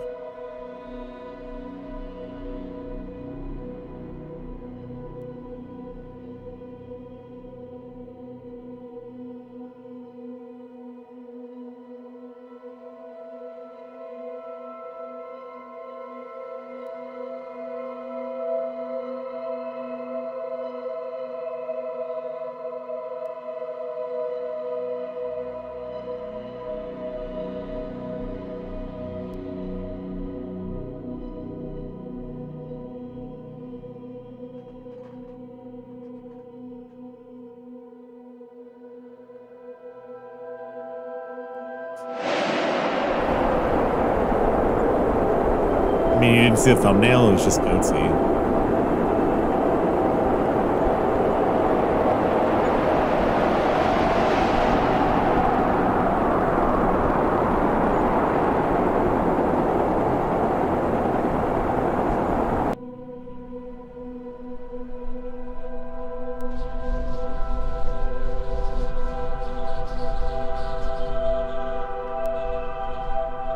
What do you think it would taste like? Uranus.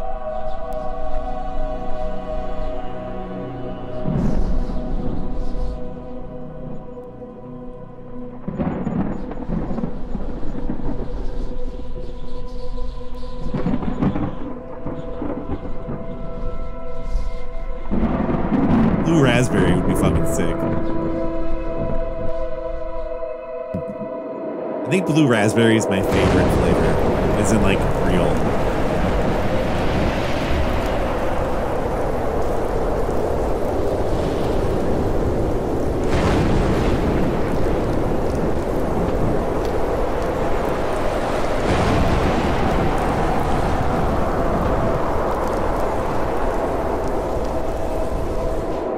I thought Event Horizon was even farther.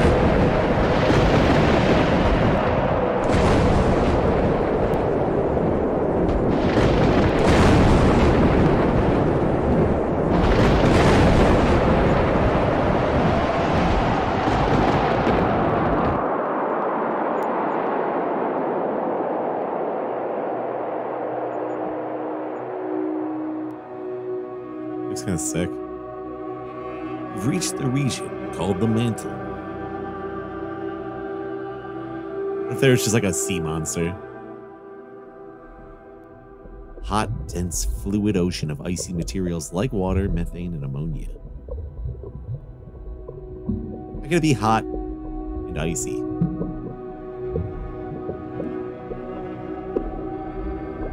That is why Uranus is called Ice Giant.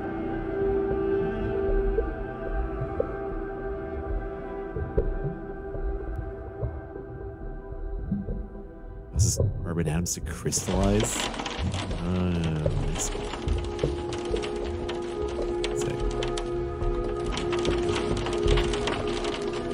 I don't know if those are diamonds.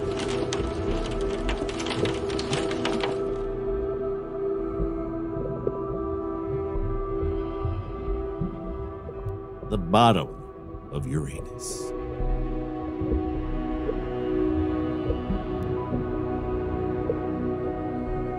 It has a rocky core.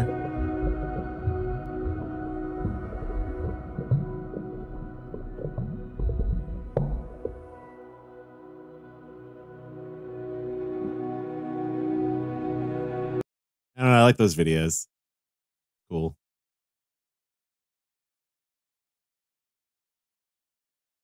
Cool. The neat about that. Falling into the planet. Pretty crazy down there.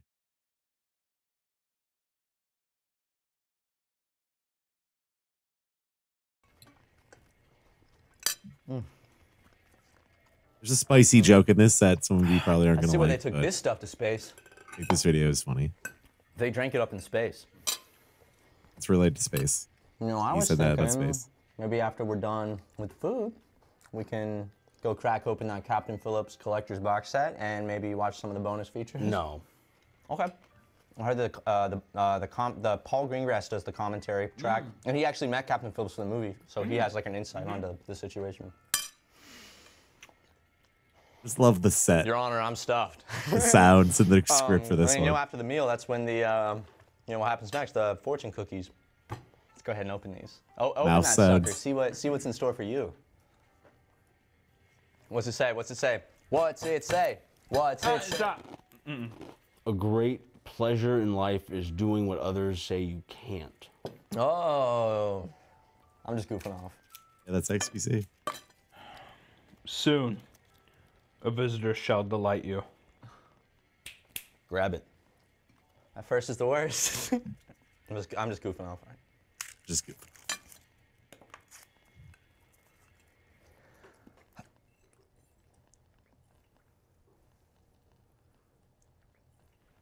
What's it say, champ?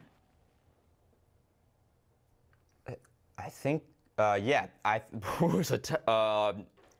Mine's blank. I think the machine must have messed up over in China. Looked like it had numbers on the back. Yeah, well, they always print the numbers, but the fortune might have just been come out blank. I'm gonna go ahead and get another one if that's okay.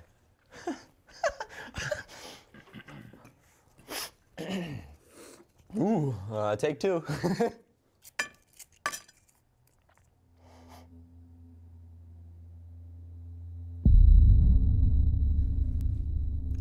And? What's this one say? Can you believe the odds? 2 blank ones in a row. That, what are the odds? I'm gonna open, I know it's rude to do more than one fortune cookie, but I know there's another one. Can I please, you guys cool with that? We could split it. Okay. Whoops.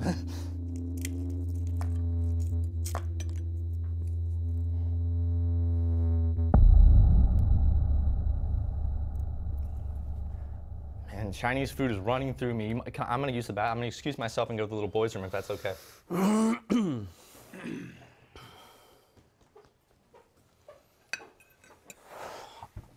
This was gonna go a lot more smoothly, a lot quicker, and plus he was all this. Eat Canyon is like the perfect cameo for this.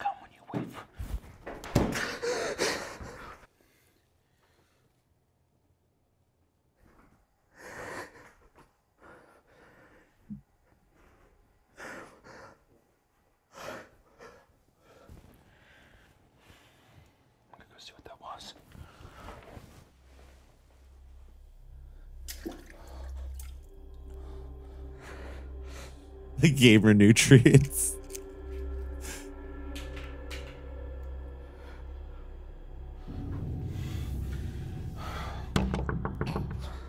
You okay in there, baby? Or we miss you out there, okay? Need you to come on. Need you. Sheltered barbecue. Need you to come on out now, okay? we need you to come out, okay? Please. Come on down to Cousin Buck's Barbecue. Brisket, ribs, pulled pork, or even your nephew. Our barbecue sauce can go on damn near anything. God damn. It's so fucking bad. It's so stupid.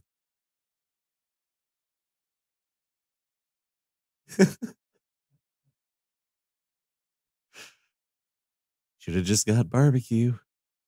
On the afternoon of November 19th, 2012, a 911 call was placed to the police department of Spankingham County, Florida.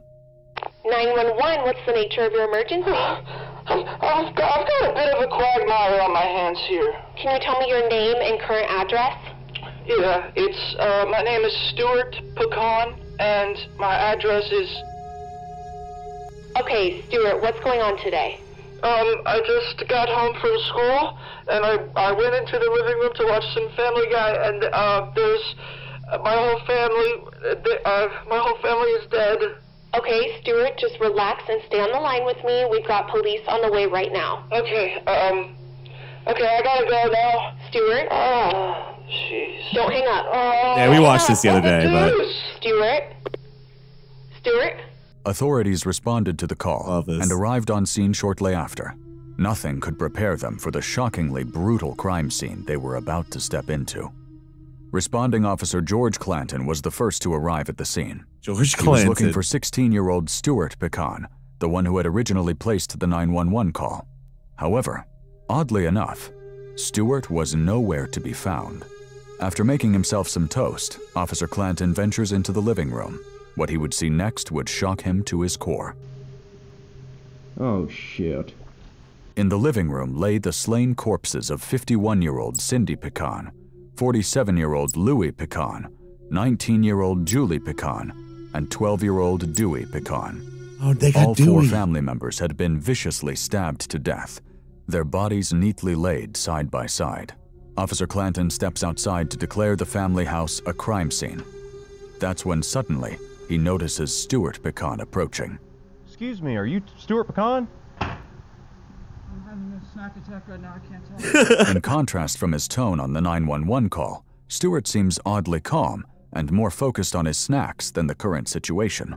After experiencing a traumatic event, it's not uncommon for a subject to come off as eerily apathetic. A snack attack right now. Dissociation is a trademark characteristic of shock.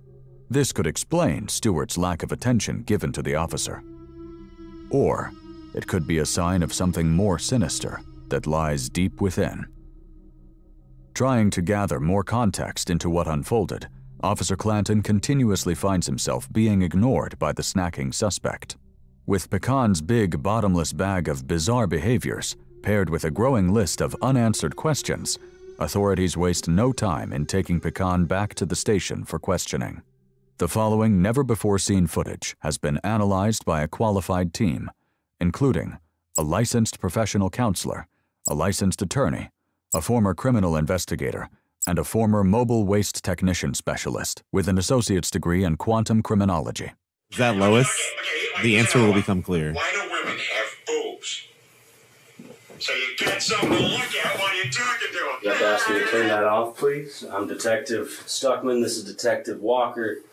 We're here to ask you some questions pertaining to what happened in your home earlier today. Stewart, now the main suspect in his family's slaying, watches the detective closely, seemingly holding his breath. His body language and facial expression are clear indicators that he could be hiding something.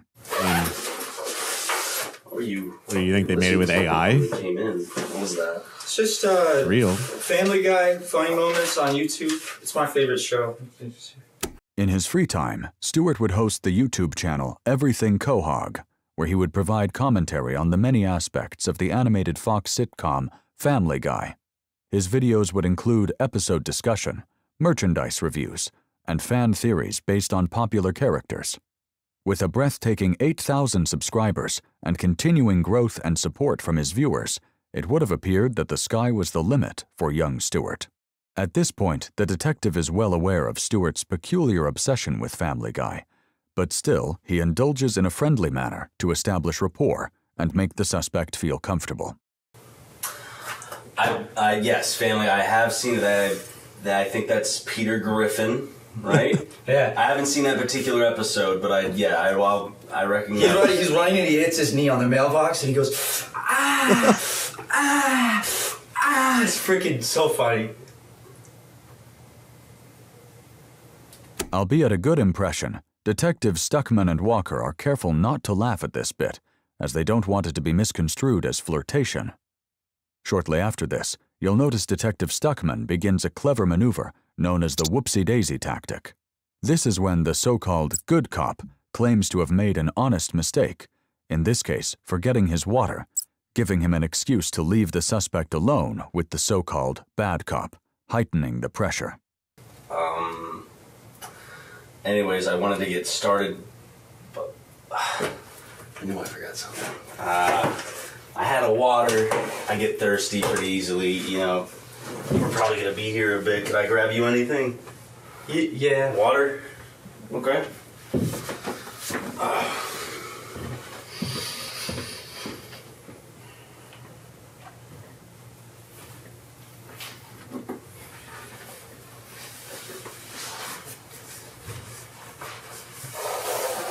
They're like, the man touched his eye while he told the story. Silently, Which means he a was a sense liar. of unease, prompting the suspect to speak first. So am I gonna get to go home today? Detective Walker strategically employs what is known as the mimic gimmick, also referred to as the copycat technique. This is where the detective will copy, mimic, and mock the suspect to their best ability, breaking down the suspect's confidence and establishing authority. Am I? You copying me? Stop! Stop! Detective Walker kept this up for an impressive 48 minutes before finally breaking the pattern, and what he does next will drastically escalate the interrogation.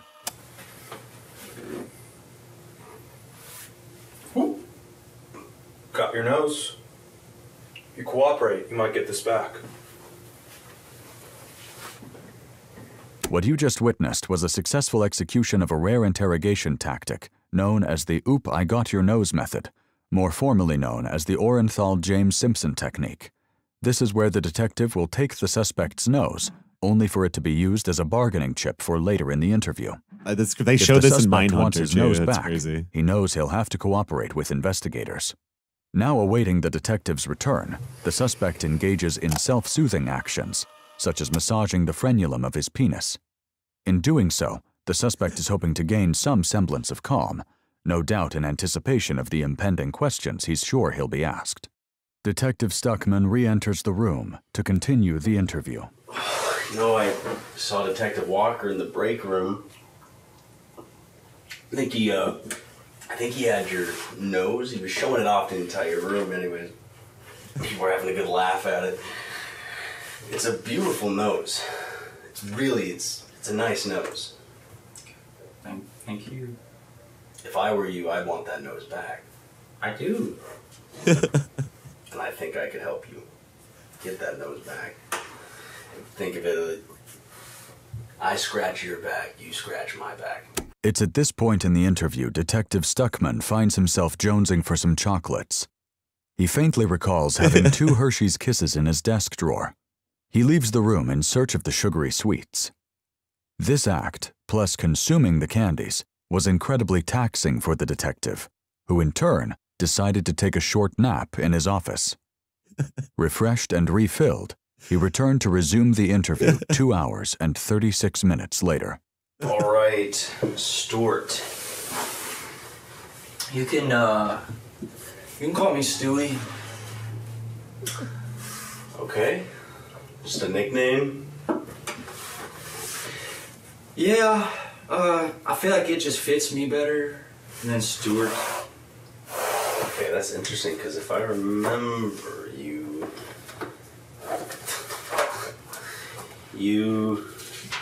How long did you think this was real? Tried to legally have your name changed to Stewie.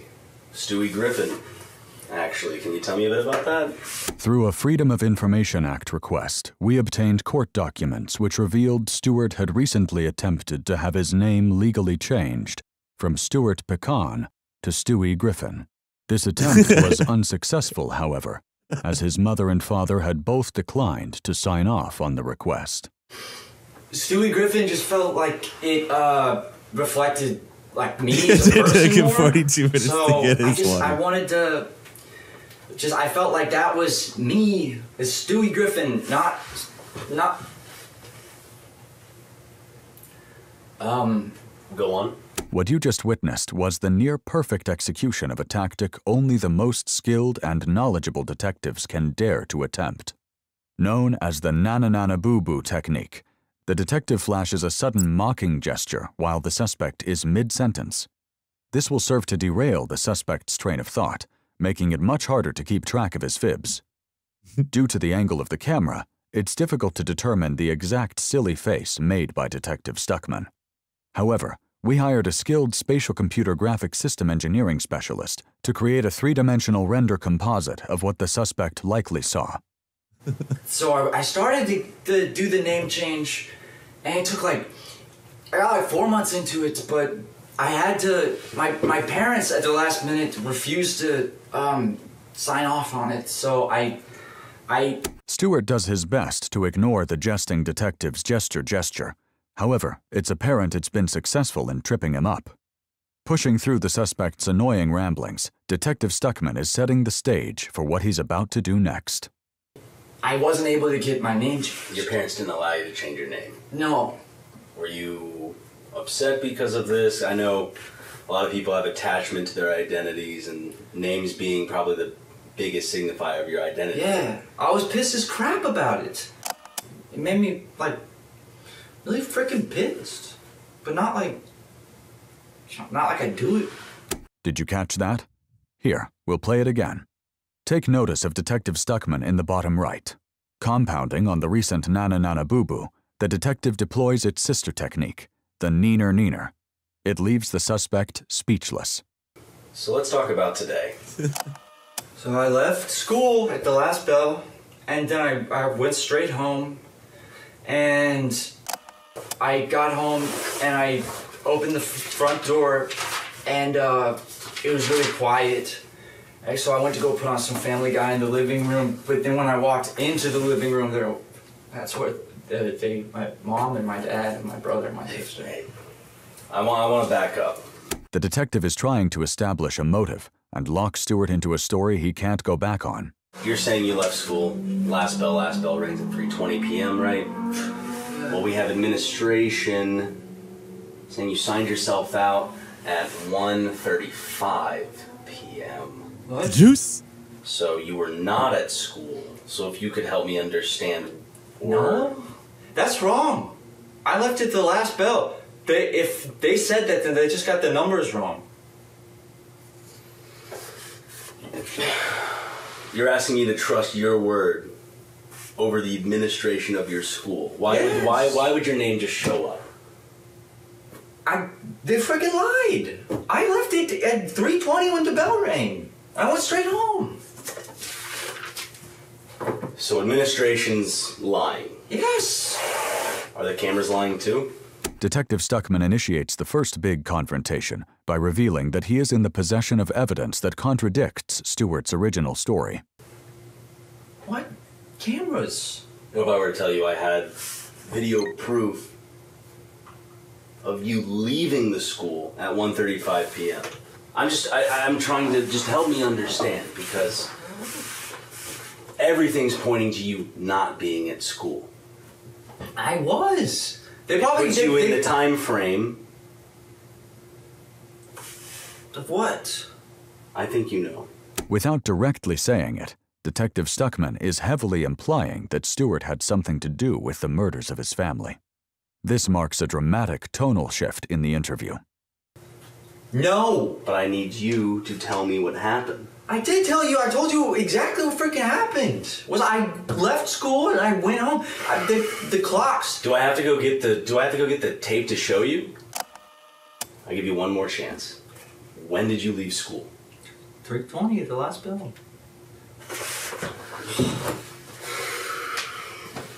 Detective Stuckman leaves to retrieve his laptop while Stewart waits anxiously. However, Detective Stuckman soon re-enters, seemingly unable to locate his laptop's location.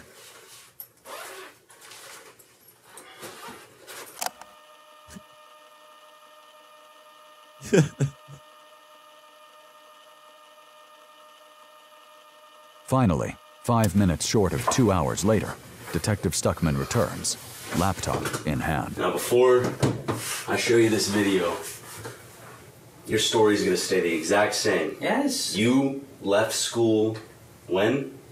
When the last bell? At 3:20. I told you that.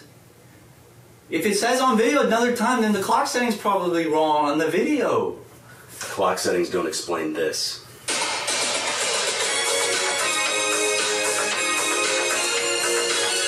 Never gonna give you up. He just sits Never there. gonna let you down. Never gonna run around and desert you. These are the lyrics to Rick Astley's 1987 hit, Rick Rollin' Around, and as you just saw, Detective Stuckman has pulled off a successful Rickroll. He proceeds to let the remaining 3 minutes and 27 seconds of the song play out. He just stares at him.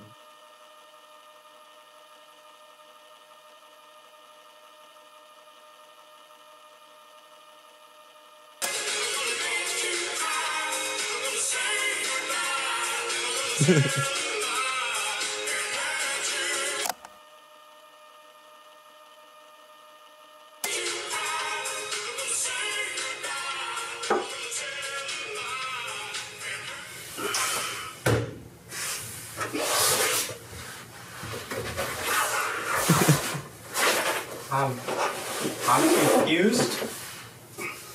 I'm confused. Sorry, say that again? I'm confused. Jinx, you owe me a confession. Known in the criminal forensics field as a double whammy, Detective Stuckman hits the suspect with a perfectly timed jinx, just moments after executing an overwhelmingly successful Rickroll. Typically, a jinx only results in one party owing the other party a soda pop. However, in a legal setting, the suspect now owes the detective a confession. Detective Stuckman's quick wit and clever forethought might have just expedited the confession he so viciously craves. Well, actually, I have my fingers crossed under the desk, so it doesn't count. Fucking shit. This is probably what the detective is thinking at this very moment. In a devastating blow to Detective Stuckman, the suspect has outmaneuvered the jinx by having his fingers crossed, rendering the jinx null and most certainly void. However, Detective Stuckman has one more trick up his sleeve that the suspect will never see coming. I don't know what to tell you. I think you left school early. You went home. Obviously upset at the fact that you couldn't get your name legally changed. Your parents were keeping you from that. I think you went home, and I think you did something that you regret. You're still sitting here trying to tell me the same story. That you had nothing to do with what happened to your family. That you didn't kill your family. Yeah.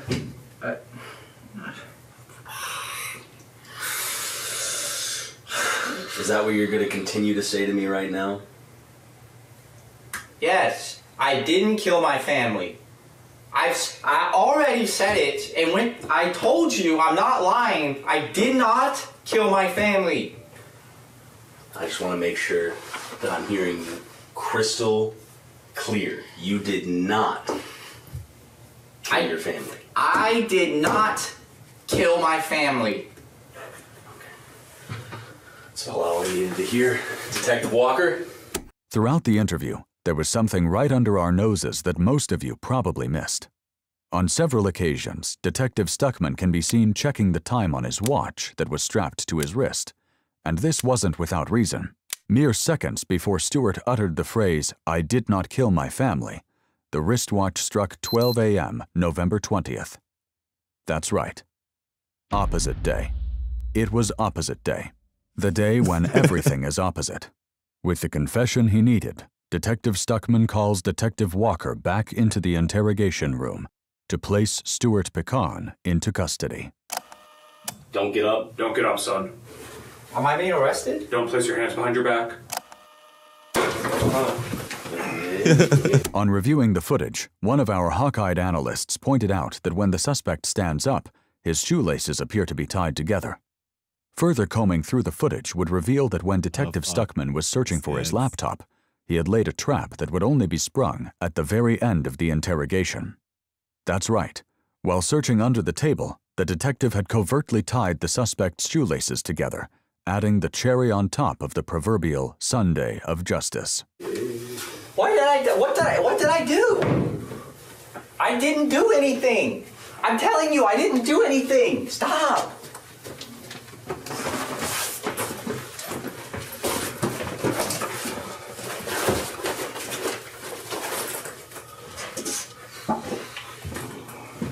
Stewie Griffin was taken into custody by the Spankingham County Police Department, where his bond was set at a shockingly high price of $80,085. Stewart's trial would begin 4 months later, where he would ultimately be found guilty on 1 count of momicide, 1 count of papicide, 1 count of brothercide, and 1 count of stabbing his sister to death.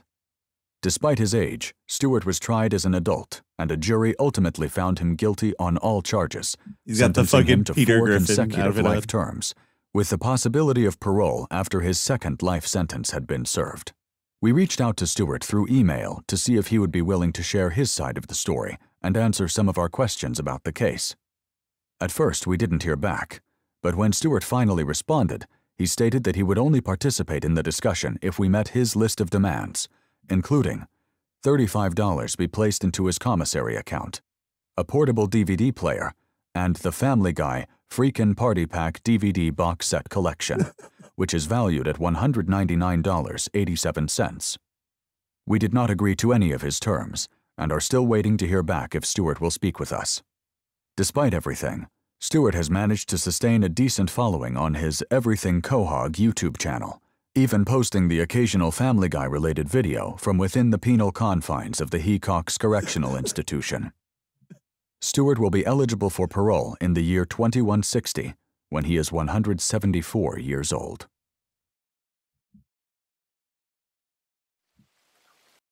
I fucking love that video. Here's a link to it if you want to check On it the out. afternoon, It actually came up on autoplay for me one day. And I was like, what the fuck is happening? And I realized it was Super Mega.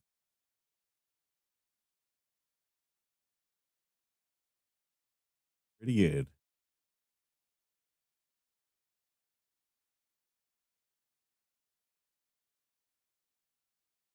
All right.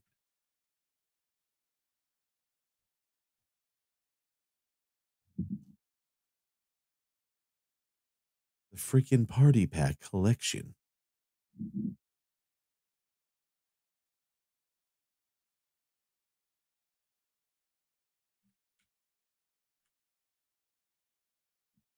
I'm sure they have a few. I haven't really watched all of their videos.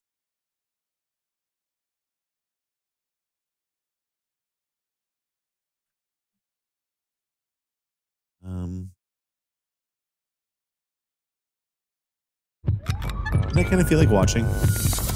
This week on the season premiere of BuzzFeed Unsolved, we take a look at The Watcher, a stalker who parody was these active guys. as recently as 2017. Ugh. What do you mean? It's too soon for me. Okay. Normally we're covering like cases that are way back in the day. This guy's still Google out and boys. about. He may watch this show, I don't know. And he could take a little He probably will. trip down It's to his- sunny it's his whole California thing. to Can't believe visit this his is like pals Ryan and Shane in year-old the video studio. now. Or maybe he'll just be outside the studio, like. Let's try to bury that down, put it in a box, put it aside. You know what? I'm loving the energy this season. Let's hop right in. Let's do it. Let's get into it. Ooh. In June 2014, Maria Broaddus, her husband Derek, and their 3 young children were getting ready to move into their This is actually the story they named their channel after, too, I think. new home, 657 Boulevard, in Westfield, New Jersey. The 6-bedroom, $1.3 million house was their dream home, located only a few blocks from Maria's childhood home in what was then the 30th safest town in America, according to the website Neighborhood Scout. It's A mere unrelated? 3 days after closing the sale, before It's the like a weird Broaddus family coincidence. had even moved in, a letter arrived at their new mailbox. The new owner was written by hand on the envelope in thick, clunky letters. The typed letter began, quote, "Dearest new neighbor Yeah, at Ryan's 657 storytelling Boulevard, voice is pretty, allow me to uh, welcome you to the neighborhood," end quote. The letter, however, was anything but welcoming. Chilsy It went on, first. quote, "How did you end up here? Did 657 Boulevard call to you with its force within? 657 Boulevard has been the subject of my family for decades now, and as it approaches its 110th birthday, I have been put in charge of watching and waiting for its second coming. My grandfather watched the house in the 1920s, and my father watched in the 1960s. It is now my time." So it's like a Batman type. A silent guardian. Yeah. Just sounds like it's in his blood, you know? It's a nice sentiment. If that sentiment, however, entails you doing some weird things, then maybe it's not a good family tradition. Who am I? There are hundreds and hundreds of cars that drive by 657 Boulevard each day. Maybe I am in one. Look at all the windows you can see from 657 Boulevard. He does a Maybe I normal am voice in now. one. Look out any of the many windows in 657 Boulevard at all the people who stroll by each day. Maybe I am one, end quote.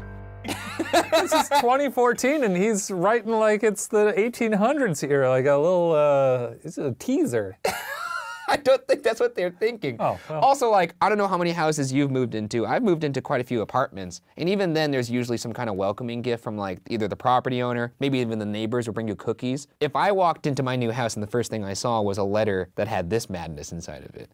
Nobody brought me cookies. Nobody brought you cookies? Actually, the first place I moved to in LA, somebody took a poop on the doorstep. Yeah, that And sounds it was, about right. It was big. The letter also mentioned specifics about the Broaddus family. Quote, "You have children. I have seen them. So far, I think there are 3 that I have counted. Do you need to fill the house with the young blood I requested? Better for me. Was your old house too small for the growing family? Or was it greed to bring me your children? Once I know their names, I will call to them and draw them to me," end quote. There's a In government cursive agent in the font, background. I think they have a author mannequin. typed the signature, "The Watcher." What do you think now? Do you think your original thought may be a little bit off base? Yeah, maybe. I want to give him creep points for this very fun, old-timey threat of I'm going to steal your children. True. He's like the Wicked Witch. He's making himself into a caricature of a villain, for sure. After receiving the letter, the Broaddus family reached out to the couple that had sold them the house, John and Andrea Woods. The previous owners said they have never received any letter like that in 23 years of living in the house, except once, a few days before they moved out. The Woods family said they never felt watched in the more than 2 decades at 657 Boulevard, and in fact, rarely felt the need to lock their doors. While they thought the note they received was odd, they threw it out without much concern. Well, this is kind of like when you buy a house and they didn't disclose to you before that either there were grisly murders inside of it or it's maybe haunted. And now you start having your chair stacked up on tables without you doing it. This isn't something that the realtor, like if there's been a death they have to mention, they're not gonna be like, it's beautiful, it's 2.5 bathrooms, 3 bedrooms, there's a watcher and a beautiful pool in the background. No big deal, have fun with that. Still, the Woods family went with the Broaddus family to the police to report the letters. The police instructed the couples to not tell anyone about the intimidating mail, including their neighbors, who were all deemed suspects. 2 weeks later, with the Broaddus family still not moved in, a second letter arrived. Disturbingly, this message contained more details about the new owners, including their name, though misspelled, and their children's birth order and nicknames. The author also referenced seeing their daughter painting on an easel in an enclosed porch space, asking, quote, is she the artist in the family? Does that just mean that they're definitely what's the most stalking disturbing you? about that to me is the nicknames. Because it's one thing to look up people's like birth names. The idea that they would have nicknames, pet names, means that it gives you the idea that they may be listening. Do you think he bugged them somehow? It's possible. Who knows what this guy's capable of? That's, I guess, the premise I'm trying to set up. Okay. All right. Other parts read, quote, it has been years and years since the young blood ruled the hallways of the house. Have you found all of the secrets it holds yet? Will the young blood play in the basement? Or are they too afraid to go down there alone? I would be very afraid if I were them. It is far away from the rest of the house. If you were upstairs, you would never hear them scream. Will they sleep in the attic? Or will you all sleep on the second floor? Who has the bedrooms facing the street? I'll know as soon as you move in. It will help me to know who is in which bedroom. Then I can plan better, end quote. After receiving this letter, Maria and Derek stopped bringing their children to the house and put a hold on their plans to move in. Several weeks later, a third letter arrived. Quote, where have you gone to? 657 Boulevard is missing you, end quote. He's not good. You don't like is the he way he just dances calling around? the children young blood? Yeah, this is the guy who founded Which, like, Zillow. in some cases, it's like kind of cool, like an older person comes Hey, like, young hey, blood." young blood. Yeah, that's fun. That's fun. But when not you're a man who is... young blood ruled the hallways of the house. He's talking about like them as little Kids blood running bags. around. Little blood Yeah, bags. Yeah, It's not good. However, by the end of the year, the investigation into who the watcher was had stalled. There was no digital trail, no fingerprints, and no way to place someone at the scene of a crime. Meanwhile, the stress was taking a mental toll on the Broaddus family. Derek said he was experiencing depression. Maria's therapist said she was suffering from PTSD, and both were afflicted with levels of paranoia that made much of their daily life seem threatening. Only 6 months after the letters arrived, they decided to sell the house. Due to rumors about the property, however, buyers were hesitant. The Broaddus family sued the Woodses for failing to disclose the threatening letter they'd received.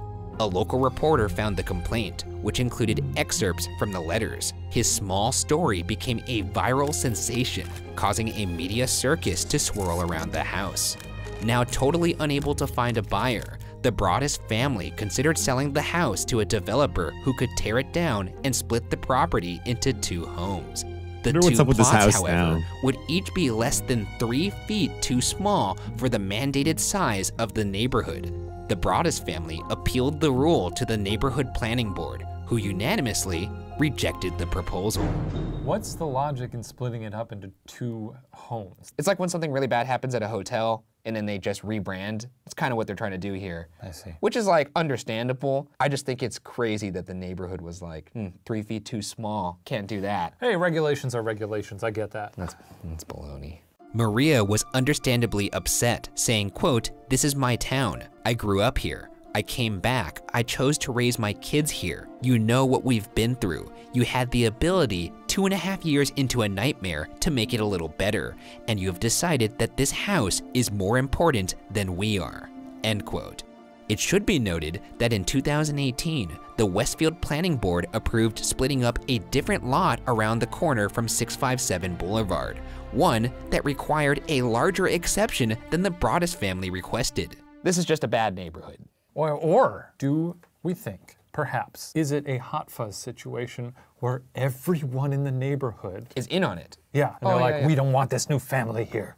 Oh yeah, yeah, The greater good. The greater good. The greater good. The greater good.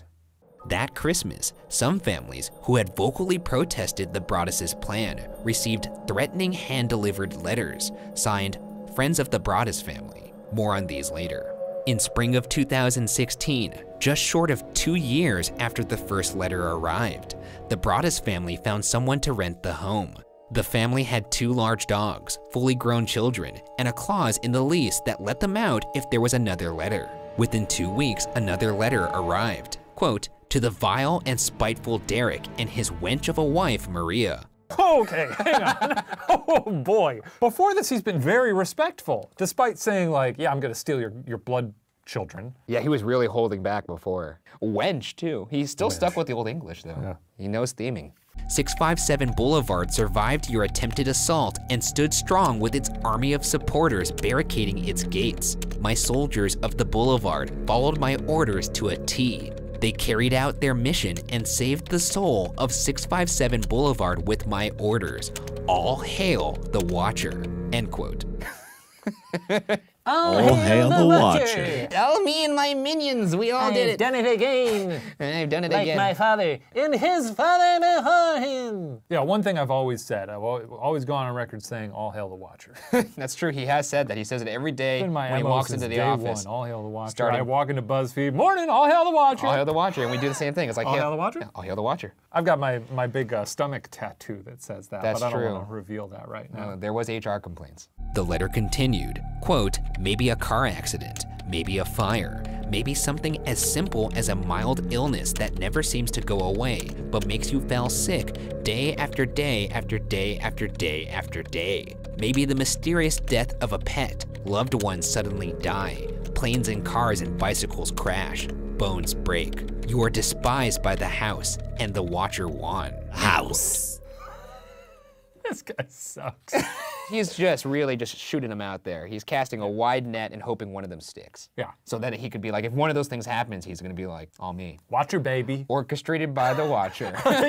They're like walking down the street, they kind of trip on the sidewalk, and he's like, yes, all hail the Watcher. Run out of cooking oil? Watcher. Oh, mosquito bite? No, hail the Watcher. Oh, you just took a little poopy and you don't have any more toilet paper? Watcher, sorry. Despite the letter, the renters agreed to stay after more cameras were installed around the house. Now up to current day, it's time to look at suspects for who the Watcher could be. Our first suspect is a man I'm calling the Gamer.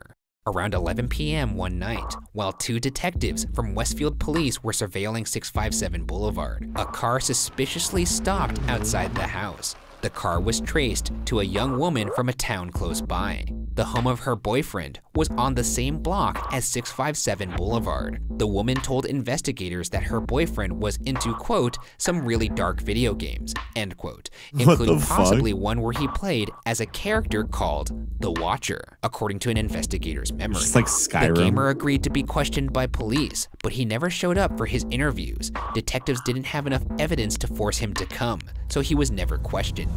They said he played as a character called the Watcher, according to the investigator's memory. So maybe he didn't say Watcher, maybe he said It was The a Witcher, which is a gamer. game. Knowing how people who don't know about video games react to video games, I'm guessing this is... Yeah, and if people judged you, for instance, off of how you play video games, I'm sure they'd have you behind bars pronto, right? I don't know what you're implying here. We did murder. That was Sims Characters fun. that- Everybody murders people on The Sims. They were characters based off real people, our coworkers, in fact. Little Stephen Lim. Stephen Lim, the Try Guys, we murdered them all. Yeah, we did. That was good. The second suspect is another neighbor, Michael Langford. Derek began to suspect Langford after attending a neighborhood barbecue shortly after receiving the first letter. Langford lived in the house next door, which belonged to his 90-year-old mother. Several of her adult children, all in their 60s, lived with her, and the family was seen as strange but harmless. The Langfords had lived in the house since the 60s, which was when the watcher claimed his father watched the house. Michael's father had died about 12 years before the first letter arrived, which could have been why the watcher claimed to have done the job of watching for, quote, the better part of 2 decades, end quote. Langford was also known to spook new neighbors with his odd behavior, like walking through their yards and peeking through windows. Due to the positioning of the houses, Langford would have had a perfect view of the easel they had set on the porch for their daughter that the second letter referenced. So you're telling me he has a habit of walking into people's lawns, invading people's privacy, looking in their windows, watching them. Yeah, I guess it's pretty easy to see why they suspected him of being the watcher. If I moved in and I was like, wow, this place is great, and I just turned to my window and saw... Well, you know me. My greatest fear is looking at a window and then just seeing a face there with 2 eyes just watching you like that. Not even a smile. Yeah, it just sounds like someone I actually think a smile's kind worse. I used to have a recurring nightmare when I was a kid. It's a fine line between that and becoming a serial killer, too, I guess. It stemmed from when I watched Inspector Gadget as a kid. And you remember there was the evil Inspector Gadget? Did he have big, giant teeth? He had big, giant, shiny teeth. And he had big eyes. So he would just stand outside my window. And your father is a dentist, so the big, scary teeth are even... That's true. And we all know that he may have cut someone's head off. Hey, I didn't say it. I did not make that claim. That's canon, I guess, at this point. Police questioned Michael Langford after the first letter, but he denied knowing anything, and there was little evidence to connect him. Because the police's interview was before the second letter, some believed it would have been especially reckless for Langford to continue sending letters. As well, those who knew him largely vouched for Langford, thinking him incapable of writing the letters. I'm pretty done with neighbors and family members saying, I can't believe you could have done this. No one could have seen it coming. I'll tell you what, that John Wayne Gacy is the sweetest fella I know. Ted Bundy, he's got the eyes of just the kindest man. A real dreamboat. Yeah, there's no way Ted could have done that. Like, charming is all hell. You know what serial killers are good at? Being charming. Yeah. That's how they get you in so they can kill you. So I'm just done with that whole narrative. The Broaddus family, working with the police, sent a letter to the Langfords telling them they were planning on demolishing the house in hopes of drawing the watcher to write again. There was no response. Casting doubt on Langford is a test later performed on one of the envelopes which found DNA that belonged to a woman. Thinking Michael's sister Abby may be the watcher, an investigator compared the DNA to that from a water bottle used by Abby. No match. Shortly after this DNA test, and without explanation, prosecutors informed Derek and Maria that they had ruled out any of the Langfords as suspects. Which brings us to our third suspect, the Broaddus family themselves. Locals found it suspicious that the Broaddus family was over the years able to move from a $315,000 home to a $770,000 home to a $1.3 million home with refinanced mortgages. Some accused the family of getting in over their heads with the home and turning to a desperate ploy to get out of it. Some neighbors wondered why the Broaddus family kept renovating the house after they decided they wouldn't move in. When major movie studios began courting the family for the rights to their story, a big media deal could have been more motivation for concocting the watcher. What's more, I mentioned that some local families received anonymous threatening letters after the Planning Commission rejected the Broaddus' proposal to split the lot. Those letters turned out to be written by Derek. Look, this guy's nicer than me. Well, I think if people denied my proposal and I saw that they were speaking out about it, I'm confronting them in the parking lot. I'm not doing it through anonymity. Friends of Ryan Bergar aren't going to be... the friends of Ryan Bergar are right here and right here. And they're going to be going face to face in that parking lot. He'll get you. You don't need a case for that. Yeah, he'll get you. Don't bring the investigator, bring the ambulance. You know? I love it. Yeah, that's right. Scary. Yeah. Derek claims those letters were the only anonymous letters he's ever sent and were the result of years of frustration at his family's plight and the neighborhood's seeming ambivalence. As well, the psychological trauma from the letters alone makes the Broaddus family being the watcher seem thin. casting more doubt on the theory that the Broaddus family is the Watcher. A later investigation found that another family on the boulevard had also received a note from the Watcher around the time the Broadduses received their first. Just like the previous owners, the Woods family, that family had lived in the house for years without a problem and threw the letter away. But if the Broaddus family was trying to get out of their home or make a movie deal, why send a letter to another house as well? Seems a bit preposterous that someone would make up a mystery about themselves and hope to sell movie rights, basically. Pretty far-fetched. Yeah. How do you explain that to your kids? The psychological trauma you're going through is like, you know, it'd be a really fun role play exercise to bring us together as a family. What if we pretended, now picture this, that a man was gonna murder you in your sleep? Thoughts? Unless, of course, the children were in on it and they're like in a writer's room. Like they're like walking around like a whiteboard. The kids are pitching. And the kids are They're pitching. putting little index cards up on the They're like in wall. their riffing, snapping around, like maybe. I know you've got him like threatening the house. What if he goes after us? Yeah, the kids. And the dad was like, write it. The Write it down. 3-year-old pipes up. His father was a Watcher. And so was his father before him. Oh my God. Legacy. It's a legacy stalker. I know I'm new to love this. it. I love it. Print it.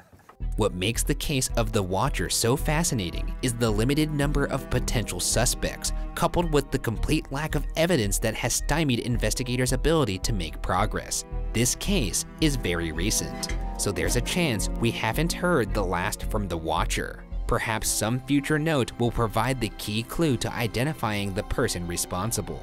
But until then, the case remains unsolved. Overall, a very frustrating case. This Unsolved. dude could be anybody. He caused no physical harm, but he caused lots of mental harm, financial harm. People get away with things all the time in the past because it's, you know, the forensic technology wasn't there. This is 2 years ago. This is a little bit scarier. But at the same time, we do live in a bit of a surveillance state. You go to the store to buy a bag of chips, Apparently they not got you enough. on 10 different cameras.